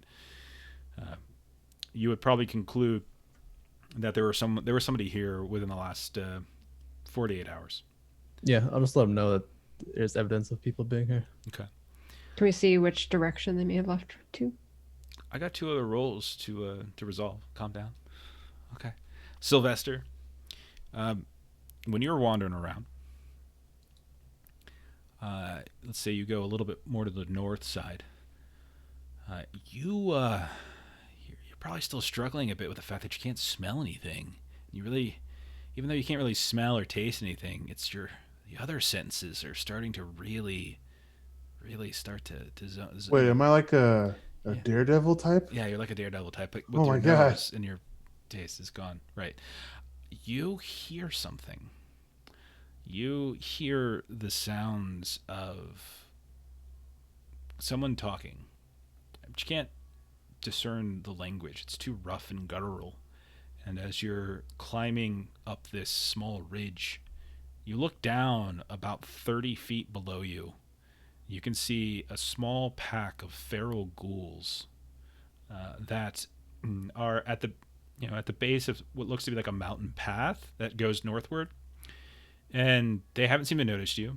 You can see there's 2 smaller, like the smaller looking ghouls, and then there's one other one that has this huge weapon on their back, like they're like this big kind of Resident Evil nemesis type with all sorts of glistening metal grafted to their shoulders and their head, and they're communicating and like speaking in a language. Yeah, it sounds almost like they're speaking words that you recognize. Here and there, it'll drop one, but then other things will pop in that just don't make any sense. And then you see them begin to move off southwesternly into the brush a bit, and you kind of lose sight of them. I call the guys over. Hey, get your peekers over here. I saw some ghoulies. They were camping here. We might want to follow them in. Maybe we can take one out before. Well, I don't know. Last time I made some decisions, things didn't go so hot. I just thought I should present the information so we can maybe decide by committee. So while you're filling in on the now, broken and bruised Nelly, and on Reed, who had mentioned that there was somebody here before, Big Sis, you catch sight with your crit success of a small trail of blood that looks as though it's been recently covered up. And as you track it, you see that it leads to a very small cave, maybe about 3.5 feet tall and roughly the same. And it looks as though it leads inside. When you peek down to look, you hear voices. And one's a male voice, one's a female voice. And you hear that they're just like, shh, shh, shh, quiet, someone's coming. And it's at this point that you hear Sylvester kind of whisper yelling. He's doing like the Jack Bauer whisper yell to get everyone to come over. Where's the bomb? I'm going to break every single law, but I'm the good guy. No, seriously. I'm invading your privacy like crazy. So I'm gonna kind of call everybody over in this direction and kind of show them the blood. Okay, so where is everybody going? Because we got Sylvester calling people over because there's ghouls. We've got Big Sis calling over because there's blood. We've got Nellie making, she's doing cartwheels down the mountain. And we've got Reed, who found an old camp. Meanwhile, the people that we're with, like, they're scouting somewhere to the south as well. So I don't have to control them if we do get into a fight. Yeah. Nellie would probably head over to Big Sis just because Okay. if he's whispering about finding ghouls and stuff, so she'll want to find the group first before. Okay. Yeah. Yeah, and I'll head over to her as well so that Okay. we can kind of like put all of our information together. All right. So the 4 of you are out in front of this cave. You hear these voices whispering. You're aware of the fact that there are ghouls moving about, at least 3, one of whom is quite large. this is where you guys tell me Can what you we- want to do. Whisper back. No, I don't know if we you're should not do allowed. Do you want to? If you want to whisper, just whisper. What do you want to do? Yeah. Yeah. I'm gonna whisper to them. What do you say? You're gonna die. It was Buford who was our contact. Okay. Yeah, so I'll Good whisper memory. that we're looking for Buford, but there are ghouls on the prowl. And you hear a voice call out, "Who are you?"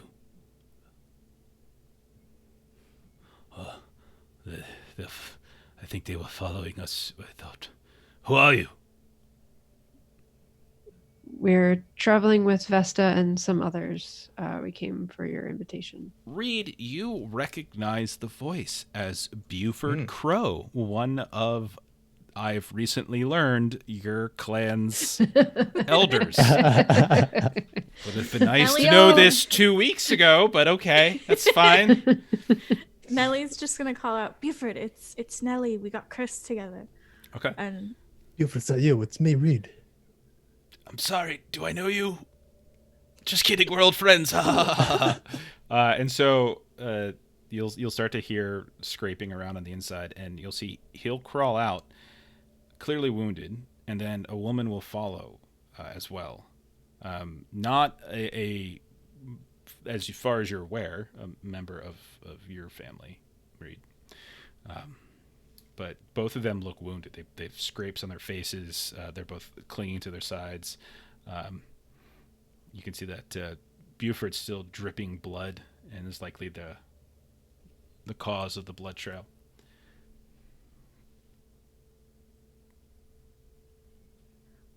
Big Sis, can you heal them up, please? And Nellie will start to try and like deal with more of the blood trail. Like, You have a covering it up bandage with for her- me to use? Yeah. Okay. How wounded are they? All right. Oh, Both. we got a raid. We got a raid. Thank you, Dice Prairie. Oh, look at that. Thank you very much for the rate. How's it going? What was I going to say? What were we just talking about? We're talking about heals, right? Yes, the bloody people we found in the cave. How injured are they when I Yes. try to heal them? They're both, we'll both call it serious. Okay, so routine. So routine, yeah. Alright. Hello, everybody. Hello, new viewers and listeners. Playing some Zweihander tonight. Welcome, welcome, welcome. Watch me fail a heal. And I mean, if you crit fail, just like you did with that poor ox Annabelle, you're gonna kill him. That's canon. Did Whatever. not crit fail. Okay. Well, you're gonna try to heal the other person though, right? Or do you want to re-roll that? By the way, they try to heal them up. No, we're possibly about to fight some ghouls. We might need those. Okay. Yeah. Screw the NPCs. They're not important. All right. Do you want to try to heal the other person? Yes. Nellie, do we have another bandage? Mm-hmm. She'll introduce her. She'll introduce while you're doing that. While you're trying to wrap her up, she is Zandy. Zandy Sweet Jean. That's a success. Okay, and so you'll heal her up. Buford kind of looks like, I don't understand why you couldn't do that for me, but whatever. Okay. Sorry. It's fine. Later, I'll tell you a story of what just happened, and I think I just She- needed a little extra time to focus. Okay. She stopped the bleeding at least on him, right? Because she bandaged him. Sure. Yeah. Okay. He's not. Neither of them look like they're gonna die. They're just injured, just wounded, I should say. Not As injured. long as he's not dripping on the ground anymore, to perhaps Oh, they're okay. attract them. Can you not lead us here? People that Can actually you- have working noses can smell this. Oh my God, we got another raid. Dice Tyrants, thank you for the raid. Ugh. Thank you. What's It's up? two in a What's row. up? It's like 2 in 2 minutes. This is wonderful. We should just play late. I don't know why we play so early. Just play late. Benefit of all these things. Playing some Zweihander tonight. Let's see. So you healed up who you could, helped out who you could. You know that there are these feral ghouls wandering about somewhere in this area. So you all figure it out amongst yourselves. What do you want to do? They haven't found you yet. Yes, Yeah. take all the raids. We'll take all the raids, please. Is there like a value meal that we can just get them all together? That'd be great.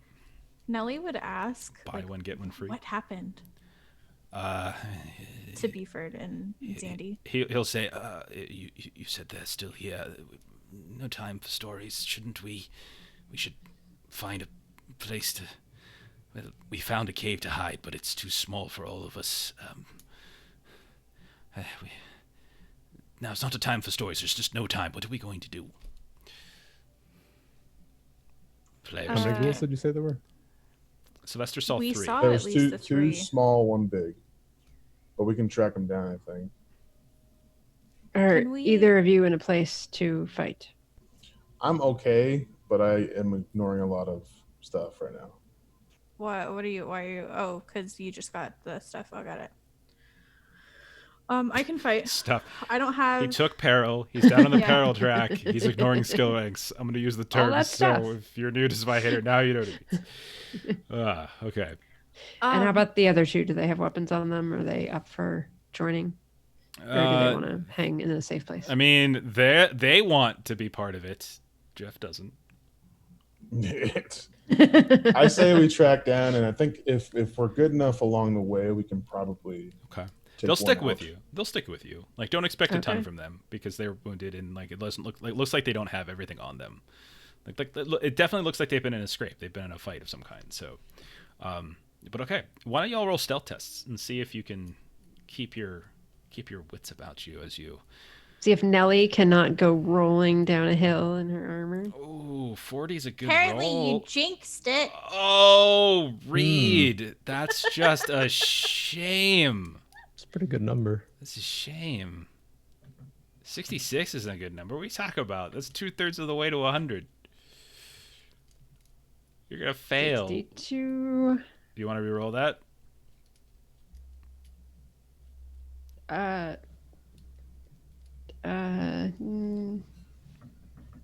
No. No. Okay. All right. We don't have much left, and we're about to try to fight people. And we're gonna And actually. Grant's already crit failed. And we're so- totally playing it out too. I'm not like ending now, and then you guys like, oh, now we get all our stuff back. No. We're playing this one out. Okay. So you start moving back in the direction where you last saw them. Sylvester leading the way. Everyone's kind of staying behind, being quiet, doing hand signals. Locking eyes from time to time. It's almost jungle-like. A lot of those, like kind of the curvy trunks here and there. You're hopping from like one tree to the next, and then hopping down on top of a kind of a larger section of rock. Very, very rough terrain. So no charging or anything like that is going to be able to be done on this terrain. Very hard to see as well because the trees, despite being crooked and old and wiry, are very lush, tons and tons of leaves and vegetation. But Sylvester, you hear the sounds of the same kind of guttural conversation that you heard prior.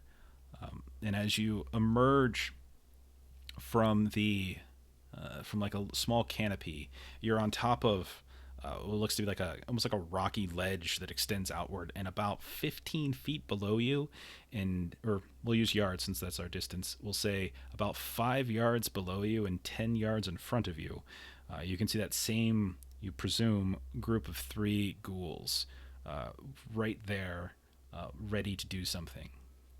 Now, as everyone's sneaking up, you all are like, quiet.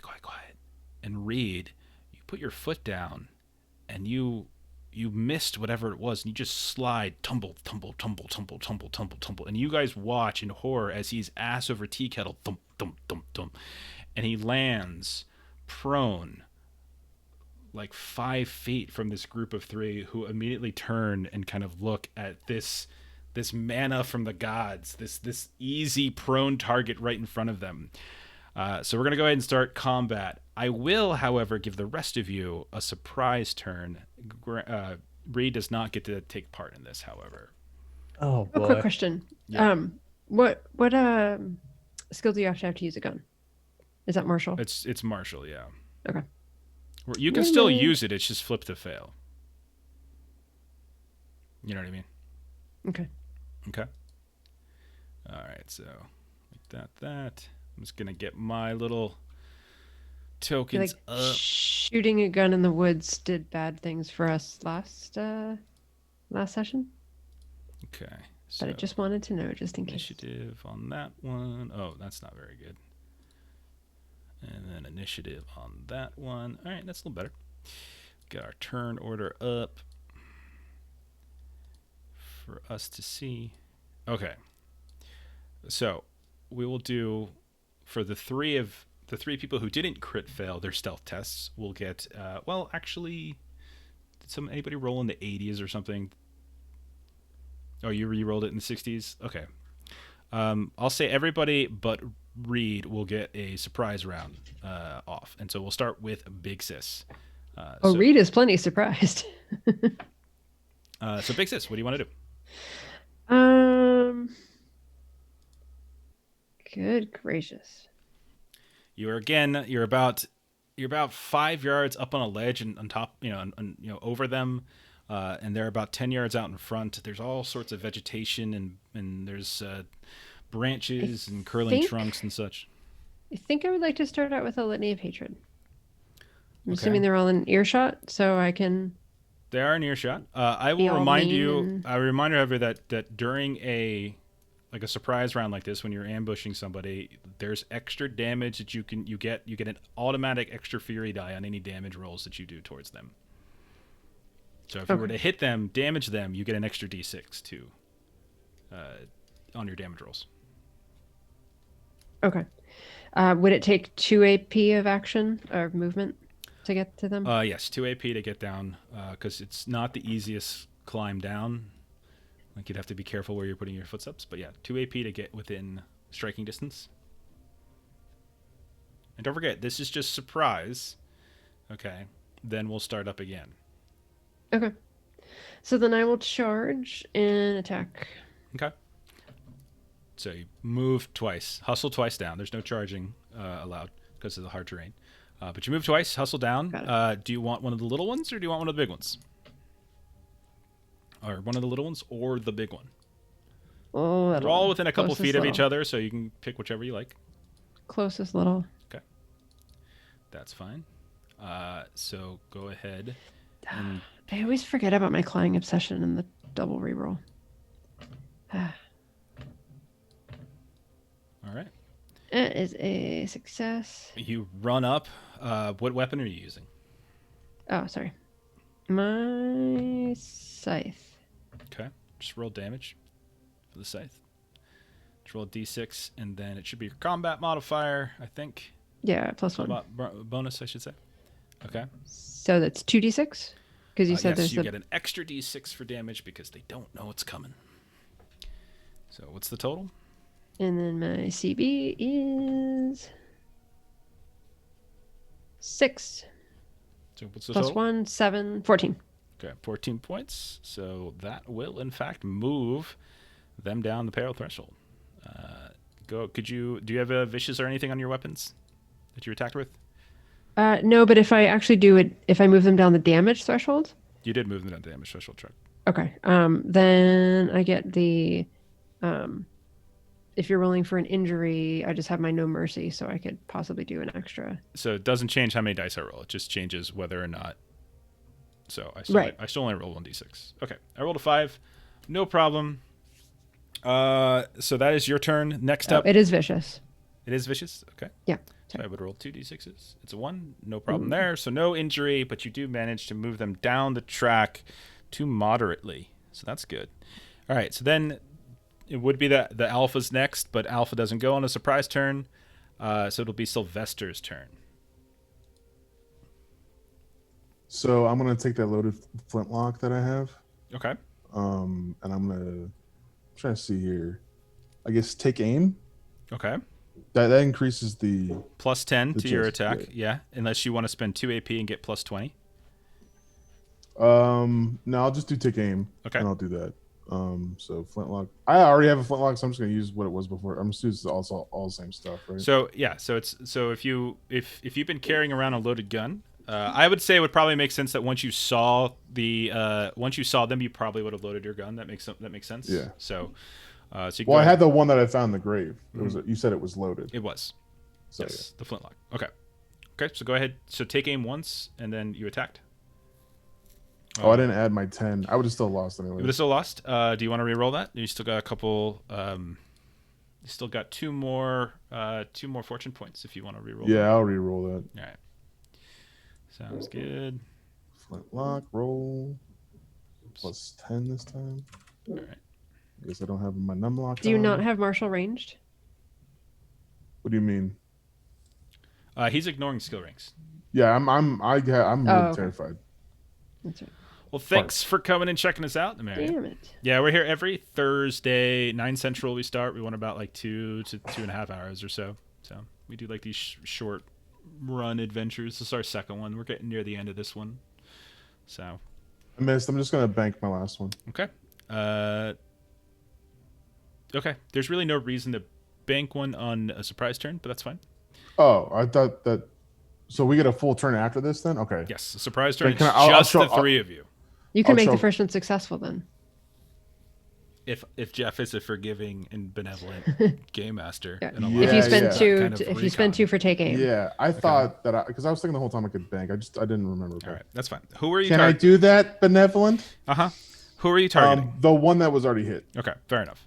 So that means you're targeting someone that actually has that they're engaged with. So I would say if you target the other one, you can attack them, because if you're targeting a character, if you're targeting a monster, It's harder. It's harder. So it would All have right, canceled yes, out. I'll So do the just- one that wasn't. Yeah, it's I'll do either that, the yeah. other underling or the alpha. Which one do you want? I'm always shooting from range, so I always think that no one's engaged because everyone's shooting like me. Everyone's always guns akimbo. Yep. You should go for the I'll- small one. I'll do the small one. Yeah. Okay, so roll damage. So you got 8 damage. Now roll an extra d6 because you get an extra d6 for this. And that explodes. So roll an extra d6. That also explodes. No, that explodes. It's a gunfire weapon. So go ahead and roll another d6. So add it all together. 14, 15, 19. Is that right, Mr. Math Guy? Yeah. Does the gun give a bonus 14, from 15, 19. combat?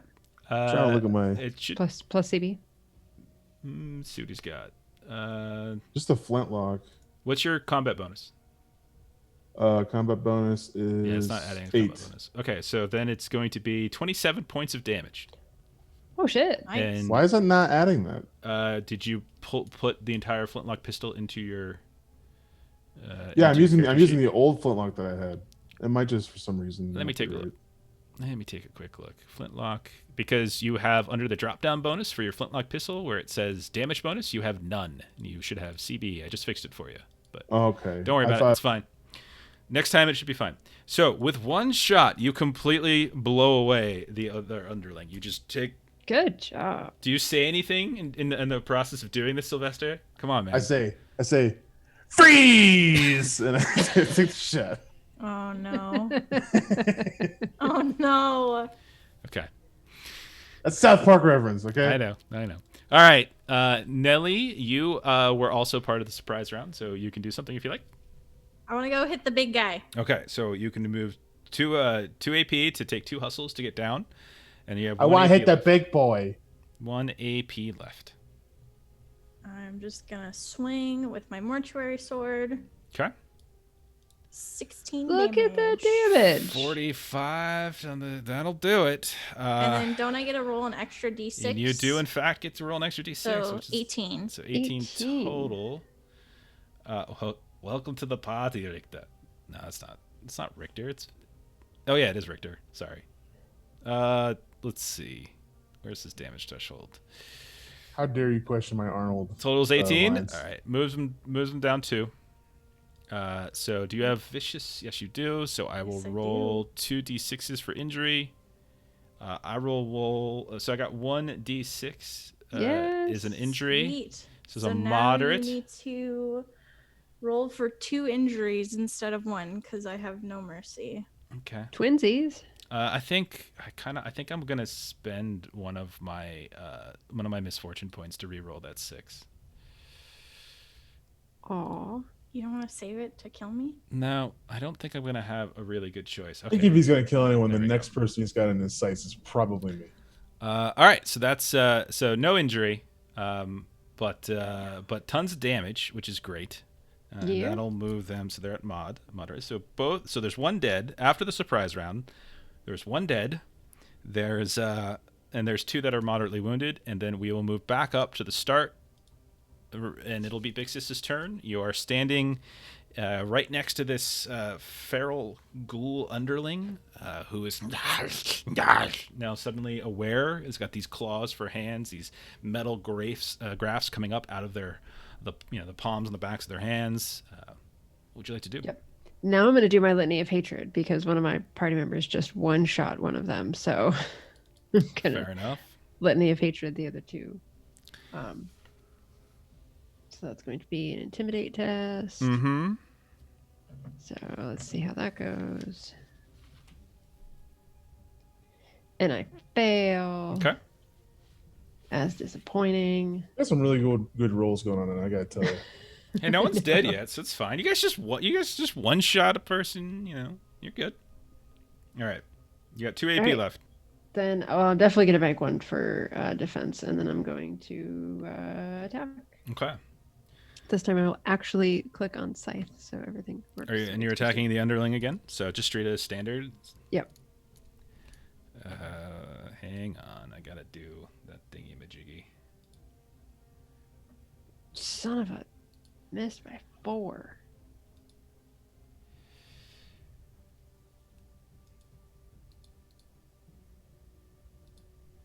Trying to remember how to ban people. There we go. Got it. Yay! I did it, everybody. I figured out how to properly ban somebody. Okay. How do we do? 67. Missed the attack on the missed the attack. How many do we have? I think you got 1 left. Yep, 1 left. Eh.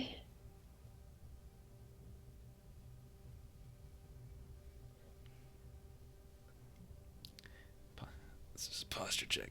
I think I'm gonna do the posture check. Everyone's got to sit up really quick. There we go. I have like 1 billion of these points. All right. Oh my gosh, damn me too. I watch a lot of Zweihander Twitch channel. Can I have your answer, please? I think No. Okay. No, I can't have your answer. Or no. My answer is no. All right. The feral alpha is next, and since you're right there, Poopies. no, not you. Like it's Nelly who's up against the alpha. You're on the underling. I think it will go. What do I want to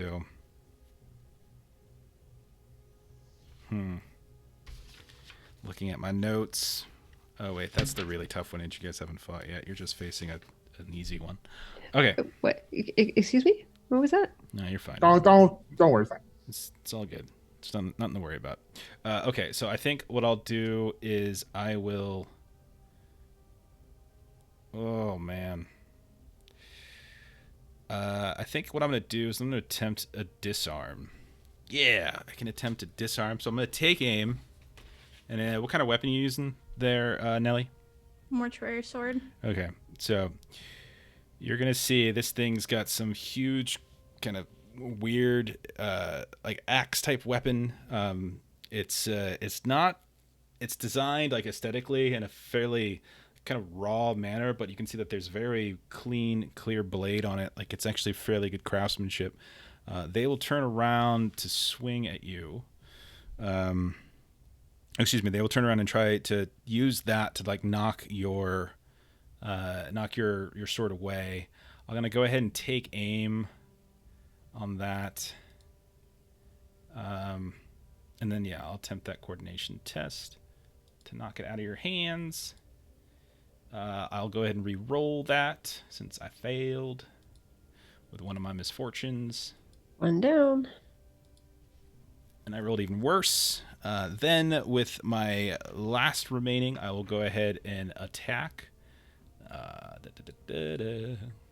I'm going to roll this from rolls from my macro instead, if my macro is working, which it doesn't appear to be. Why is my macros not working tonight?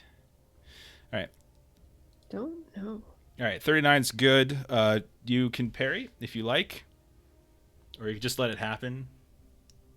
Okay. That's So a parry. Damn. you managed to effectively We're doing it, guys. We're cast rolling. aside its attack.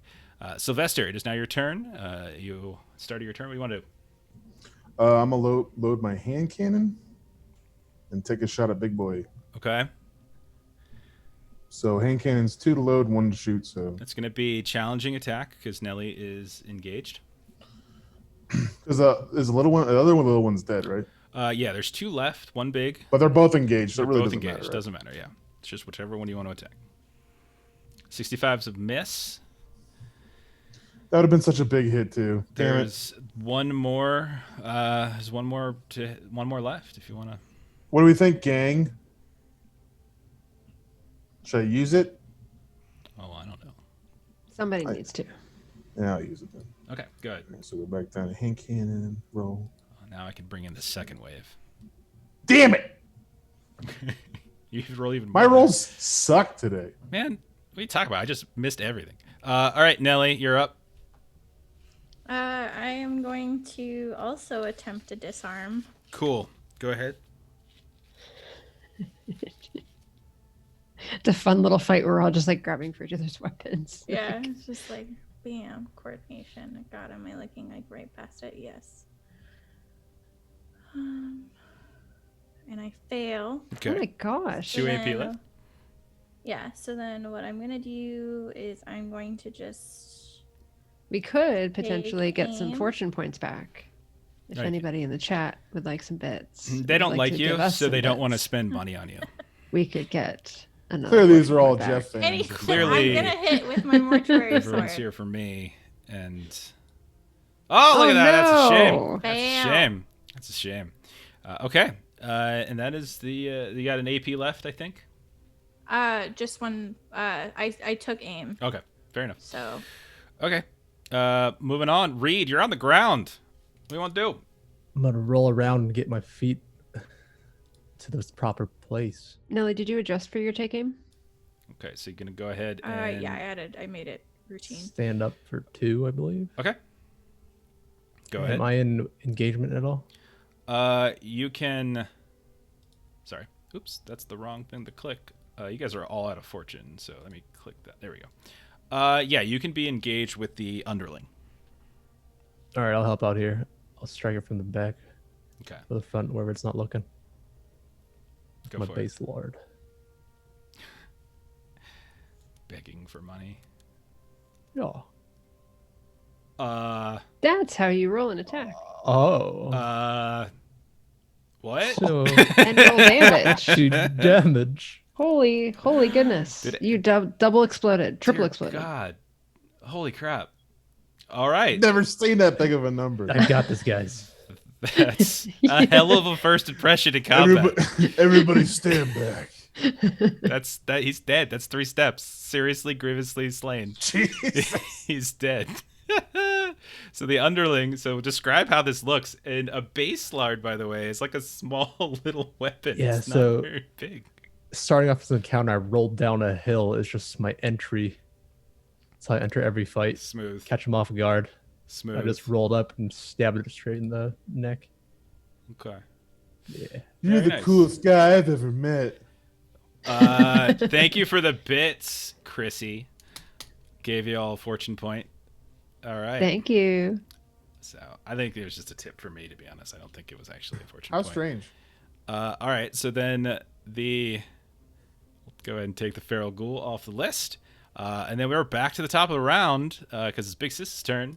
There's only one creature left in here, and it is this large one that is engaged with Nelly. Nelly, you just missed the coolest thing. Reed rolled down the hill, got up in one shot, like with some small little weapon, just blew this underling right up Oh, with God. 20 damage on. That's It's awesome. insane. Just dropped my pen. So you're up, Big Sis. What do you want to do? All right, so I'm going to try to do a double take aim. Okay, it's 2 AP, so you get plus 20. Plus you get another. I'm gonna give you another plus 10. It would have been routine because you're outnumbering. So an extra plus 20. So this is effectively a trivial attack. So Let me go back to that page. And do trivial. Okay. And then let's see what my rolling's like. Go for it. 20 damage. What a good first impression. All right. Can I go ahead and take that and explode it? Sure, go right ahead. So the 1 will turn into 6. I'm actually going to go ahead and use Implacable Defense first. So when this creature's turns begin, they gain 1 additional AP. However, it can only be used to dodge and parry. So before you explode it, let me actually give a chance. Now it will be very difficult. It will be arduous, unfortunately, but they have it, so they might as well try to use it. They have like a 40% chance, I think, and they're kind of spry, so they're less about like parrying and more about just. And this is a moving slow about. weapon, so you get a +10. Okay, so I'll just adjust and make it hard then, just for funsies. Thank you for being honest, and I'll roll. And oh my gosh! I will go ahead, because why not, and spend a misfortune to give it another go. Reroll. Yep. Why not? There's no reason not to give it a try. Critical fail, So critical close fail, that. critical fail, critical fail. Come on. Yes. Son of a bitch. So as you come charging up to swing, it just managed to very deftly step out of the way, and a surprising amount of fleetness to it that you wouldn't probably expect for something that's as bulky and heavily grafted. And that is your turn. Yes. Okay, so we still have the fortune point then, right? Because I didn't. That's correct. Because Yes. it was parried. 'Cause Okay. it was before. Yeah, it was before that. So I parried before you technically rolled damage. All right, so it will go next. So it's got 3 AP back. Can I take it for an AP so that I can try to dodge this? Sure. So this big ghoul isn't mortified at all that one of his buddies got his head blown off. Oh, and They're the other one underlings. They're disintegrated. Those are small folks. Yeah. Some creatures I absolutely do like morale checks. Not these. These don't care. I'm saying even if they didn't care, one's head off, Yeah. other one disintegrated. 1, 2, I think it 3. just- I attack Nelly. 4, 5, 6. I attack Big Sis. It'll be Big Sis. So it'll turn, since it already turned to you, to attack you, or to actually Parry. dodge. It'll try to attack you. I think I'll go ahead and do the same thing I just did before, which is attempt to disarm you with coordination. 84 will miss. I'll let that go, and then I'll take aim and attack. Okay. Is the plan. And so, again, I got to roll this normally. I don't have all the weapons plugged in. 28 is still going to be good, though. So if you've got that extra, you said you wanted to take that extra one to be able to parry, so go right ahead if you want to try How it. difficult would the parry be? So just treat it as standard. Okay. Standard. Scrolling down to parry.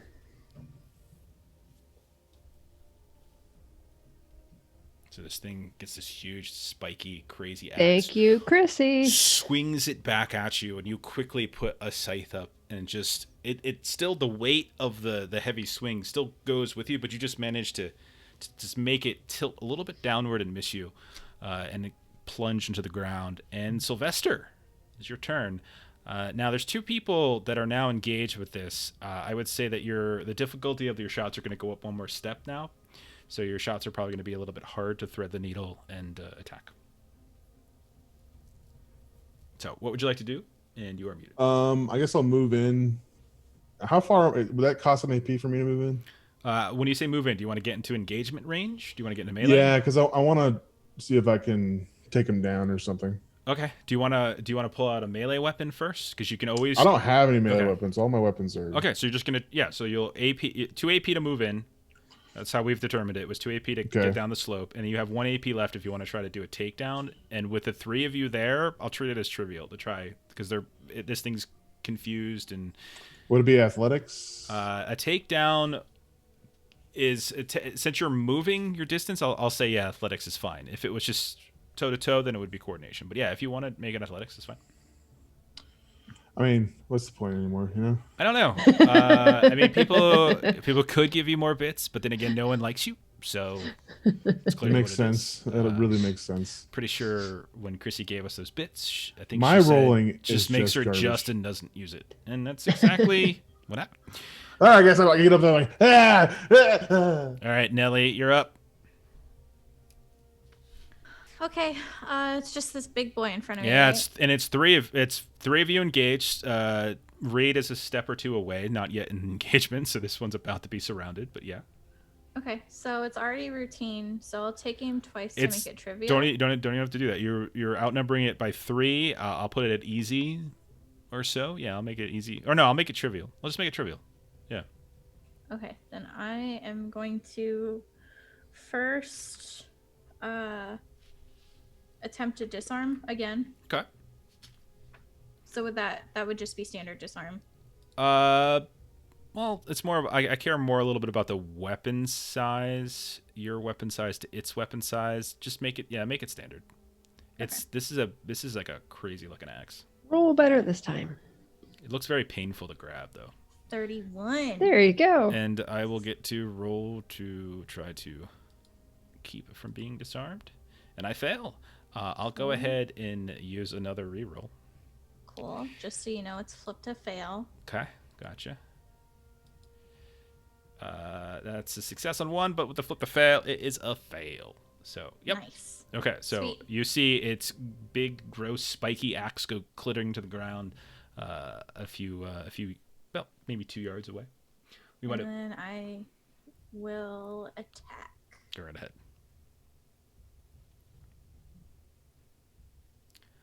All right. with 14. Look at that. I still will be able to use my implacable defense to try to dodge this. These are faster on their feet, so they can dodge both melee and ranged weapons. So, but it's going to be very difficult. So I'm going to treat this as an arduous attack to dodge with everyone around, making it very hard. So it's a 40% chance. With a 30, it does in fact manage to get out of the way of your swing. So even with a minus 30, Yeah, because flip to fail wouldn't do anything for that. would make it even better. Would make it a 3. But yeah. Okay. Okie dokie. Is it flip to fail for both parry attempts and for resisting? Mine is for all perilous stunts and attack actions. Okay, so it's not flip to fail for dodge then. Oh, okay. So then he did dodge. Yeah. Well, you dodged anyway, but it was the perilous stunt was still flip to fail. So trying to the disarm was good. So we treated it fine, but yeah, it's not for parry. Okay. And then we'll move over to Reed, the new guy. I'm gonna hop in, see if I can get a quick sneak attack on his thigh going. He's the new boy in the neighborhood. He lives downstairs in the cellar, and it's understood he's there just to take good care of the poisonous snakes that you all left to die. Go ahead. You said this was I mean, easy, or you what's got the- 4 to 1 around this guy. Any attack, I'll say, is trivial, and you should be able to get through. And they've used their AP, so it's like open season. So if you All can, right. I'll move in, take aim. okay, just trivial. Put it down to trivial. He's a big boy, though. He's a big, healthy boy. 102. right. Holy, what? It's just 10 damage. Okay, I thought that was 102 damage. I was very confused. It's like, okay, so 10 points of damage will move them to serious. So this will be 2d6s to see if they take an injury. They do, in fact, take an injury. Let's see which one they get. We'll roll that. Serious injury is... Yeah, none of my macros are working. So I'll have to check what's going on. Very strange. All of That's them weird. seem to be... Like anything I had that was working before is no longer working. But a 33 on the serious injury is a fractured larynx. Very popular one in our party. We have a Keep lot getting of that. fractured larynxes. Rip his nose off. But you went in and you punched him right in his with your weapon right in his throat. Okay, rip his nose off. All right, so that is Reed's turn. And Big Sis, you can finish him off if you can do some damage. What do you want to do? All right, I am going to try this again with I'll do 1 take aim. Okay, So I'll put it down to trivial. good deal. And scythe.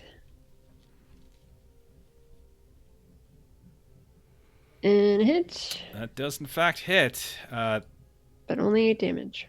Okay. And that 8 damage does not seem to affect him. Frick. Did not break his damage threshold. Sorry.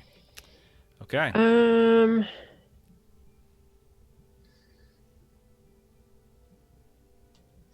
gonna try yelling at him. You rolled a 1 on your damage. I know. I'm so. Okay. You can. Okay, yeah, you didn't succeed last time, so yeah, go ahead. Yeah. So I'll try an intimidation test again. Okay. What's the difficulty for the intimidation test?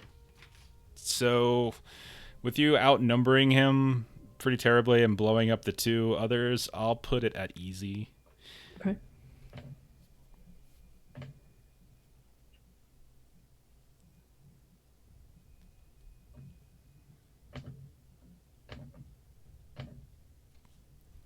That is Okay. a success. So All right. stuff happens when I succeed at intimidating people. Okay. Yeah, you should be taking some. You got menacing demeanor, I think, so you should be taking some. Yeah, I've got menacing peril. demeanor, so it's 1d10 plus 1 mental peril, and then they cannot attack me Mhm. until they succeed at a resolve test. Okay.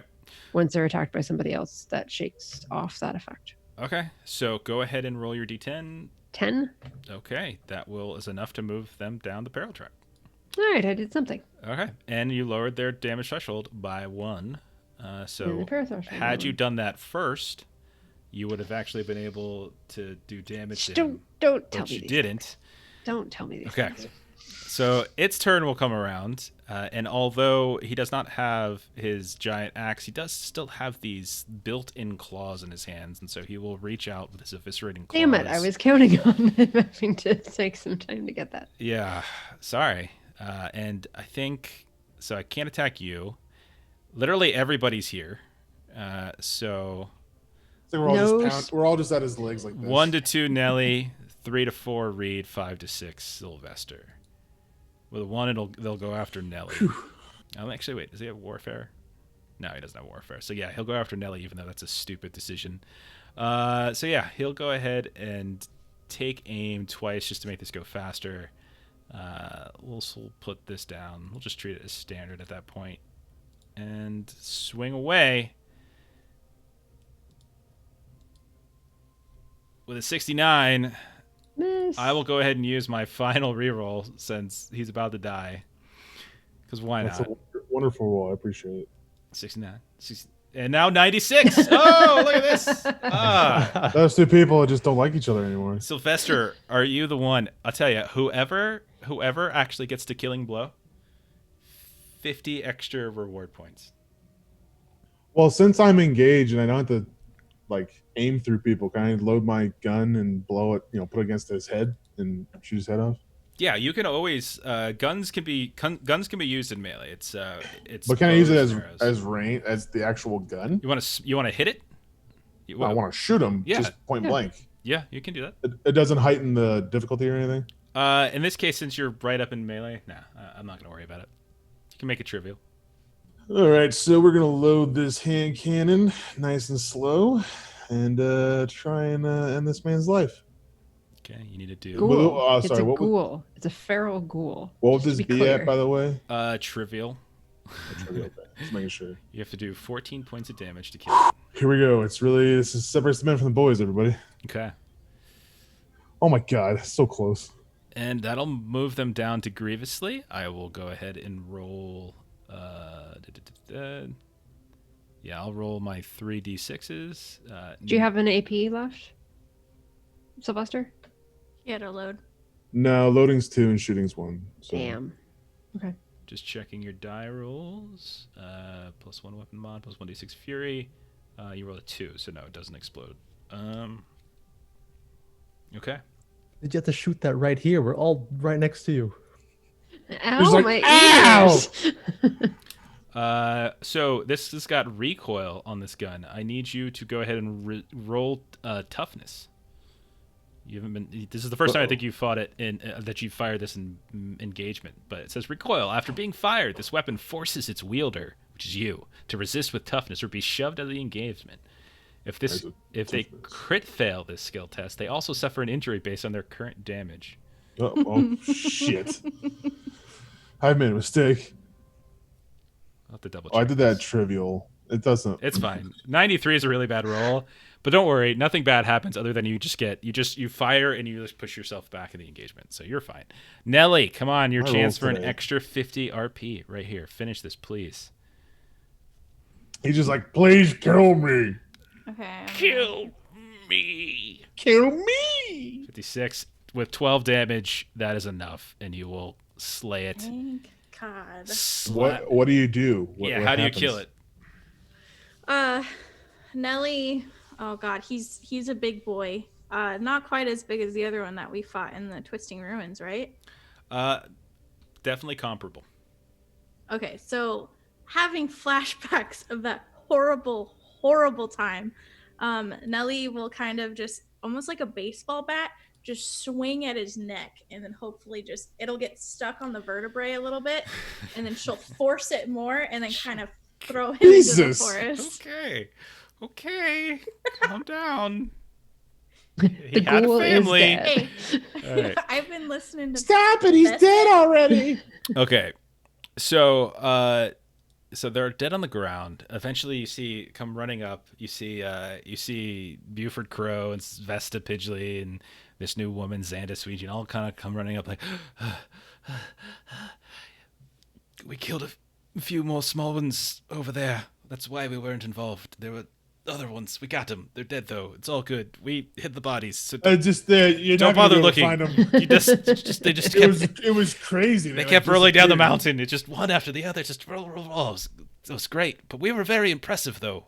We were. Yes. The sweat on you looks all like you just splashed water on your face. Mhm. Sure. Okay. It looks like wine. So they catch up, and you take a few minutes to look around to see if there's any more, kind of hunting as best you can. You feel like you've gotten them all, and when you get to where they were, there were in fact 2 other of these small underlings. Makes you wonder perhaps if there's a large one around there somewhere, because you fought 1 large one and 2 small ones, and you found 2 small ones, and there's no extra large one. So you keep looking, but you're unable to find anything. Eventually, you'll take a breather, and you're able to kind of catch up with old Buford, and he says, We expected you 2 days ago. We certainly could have used that kind of fighting. It's not good. We had about 20 good strong lads and lasses. I had it in my mind when I saw one of them back at the fort. I picked up one of them had a weapon on them. I saw it on the ground. It had this sort of odd but familiar engraving. And I looked at it and I couldn't quite make out what it was. You ever have it on the tip of your tongue or just there in the back of your mind and you can't quite make out what it is? And I looked, and when I spoke with some of the family, and he looks to read, some of the family, they said it used to belong to a smith, this dwarven woman up on the mountain, lived in Duria's walls before it fell. And so I had it in my mind, I'm like, well, why would they have these things on them? It makes no sense. Duria's walls was lost, 15 years ago in a landslide, covered. But what if they managed to get down under and scavenged as such through some of the weapons? And it used to be a fort back in the day. And so, me and the lads and lasses, we went and we took a gander. We were quiet and stealthy, like, moving up the mountain. And what we saw was It was downright awful, this. There was a whole mess load of bodies just hanging over top of down from one of the mountain ridges. We saw part of the landslide, the avalanche has been cleared away, and we can see clearly there were these two large doors that led into the mountain itself. And out in front of it, there were 2-3 dozen of these things just milling about, eating away at some of our friends. We tried to stupidly make a distraction, get in there. A few of us, we went up to the ridge, lit some fires, threw some rocks down, and then made a run for it. Zandy and I think, are the only ones who made it back. The other, they were going to try to sneak inside, get some of the folks that were in cages or on spigots being roasted, and drag them away, but I haven't seen them. We've been coming down the mountain since. We've been hiding where we could, and I think these were chasing us, but I'm not sure. Not sure how many survived, but some of them had to. We saw plenty of people who were alive, but they weren't going to be for long. We've got to go back and look for folks. We've just got to at this point. We spied a cave on our way down. Thought about hiding in it, but we figured we had to get down here and maybe fetch some help, but we wanted to go and take a look at it. We thought maybe it leads somewhere, maybe it goes underneath.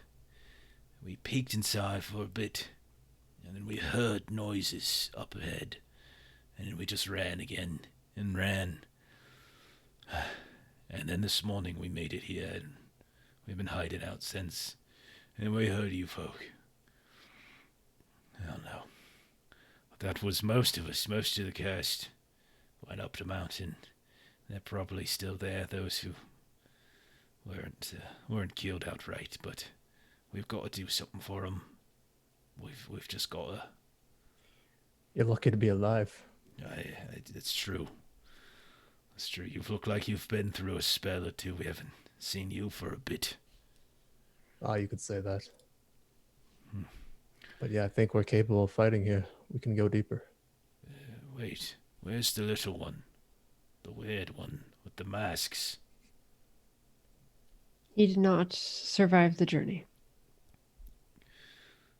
I gotta tell you, I didn't really care for that one.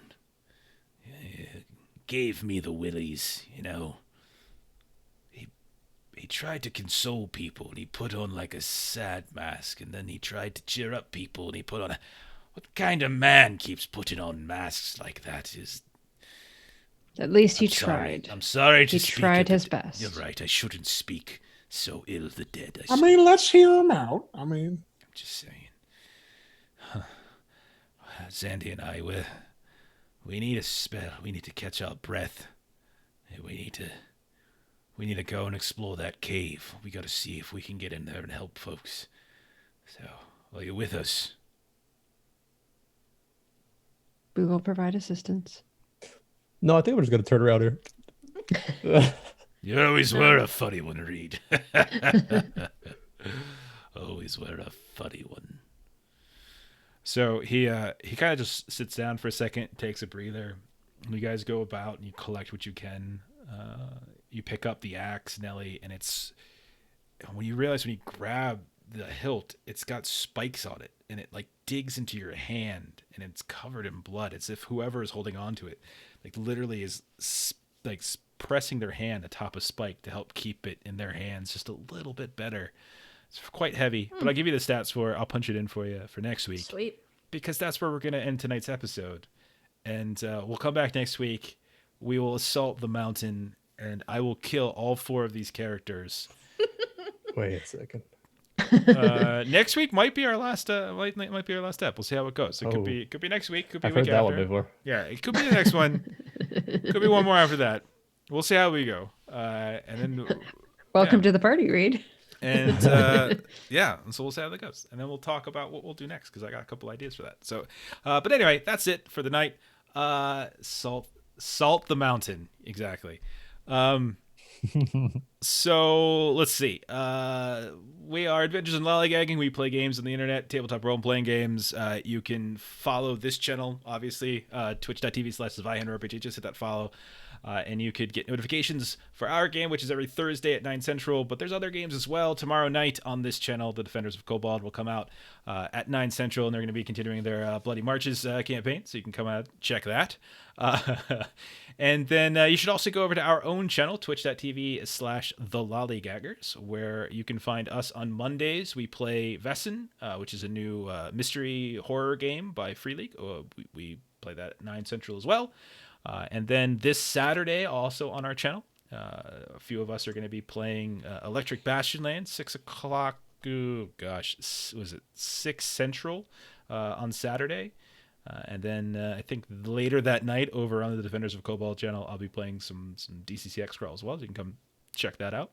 We also got a podcast. Our Zweihander podcast drops every Monday. So look for Adventures in Lollygagging wherever we get podcasts. It's like around like episode 56 or something like that, somewhere around there. So a lot of content for you to listen to if you like Zweihander, and if you like us, and we're desperate, just please like us, please. Yeah, that's it. And if there's any stuff that you want to see of our back catalog, go to thelollygaggers.com or hit our YouTube channel. Just search for Adventures in Lollygagging. You'll find it. We got a lot of stuff up there, a lot of older games we've played, and that's it, I think. Thanks, everybody. Right. Thanks for the raids. Thanks for everybody watching. Yes, thank you for the raids, for them, Dave, Dice Priori, and what was the third one? Dice Tyrants. Thank you for the raids. We very much appreciate it. And we will hope to return the favor. I would raid right now, but I don't have control of that on this channel. But we'll try to do some raids on our own channel. And we'll catch you all later. So have a good night, everybody. Night. Thanks for watching. Night.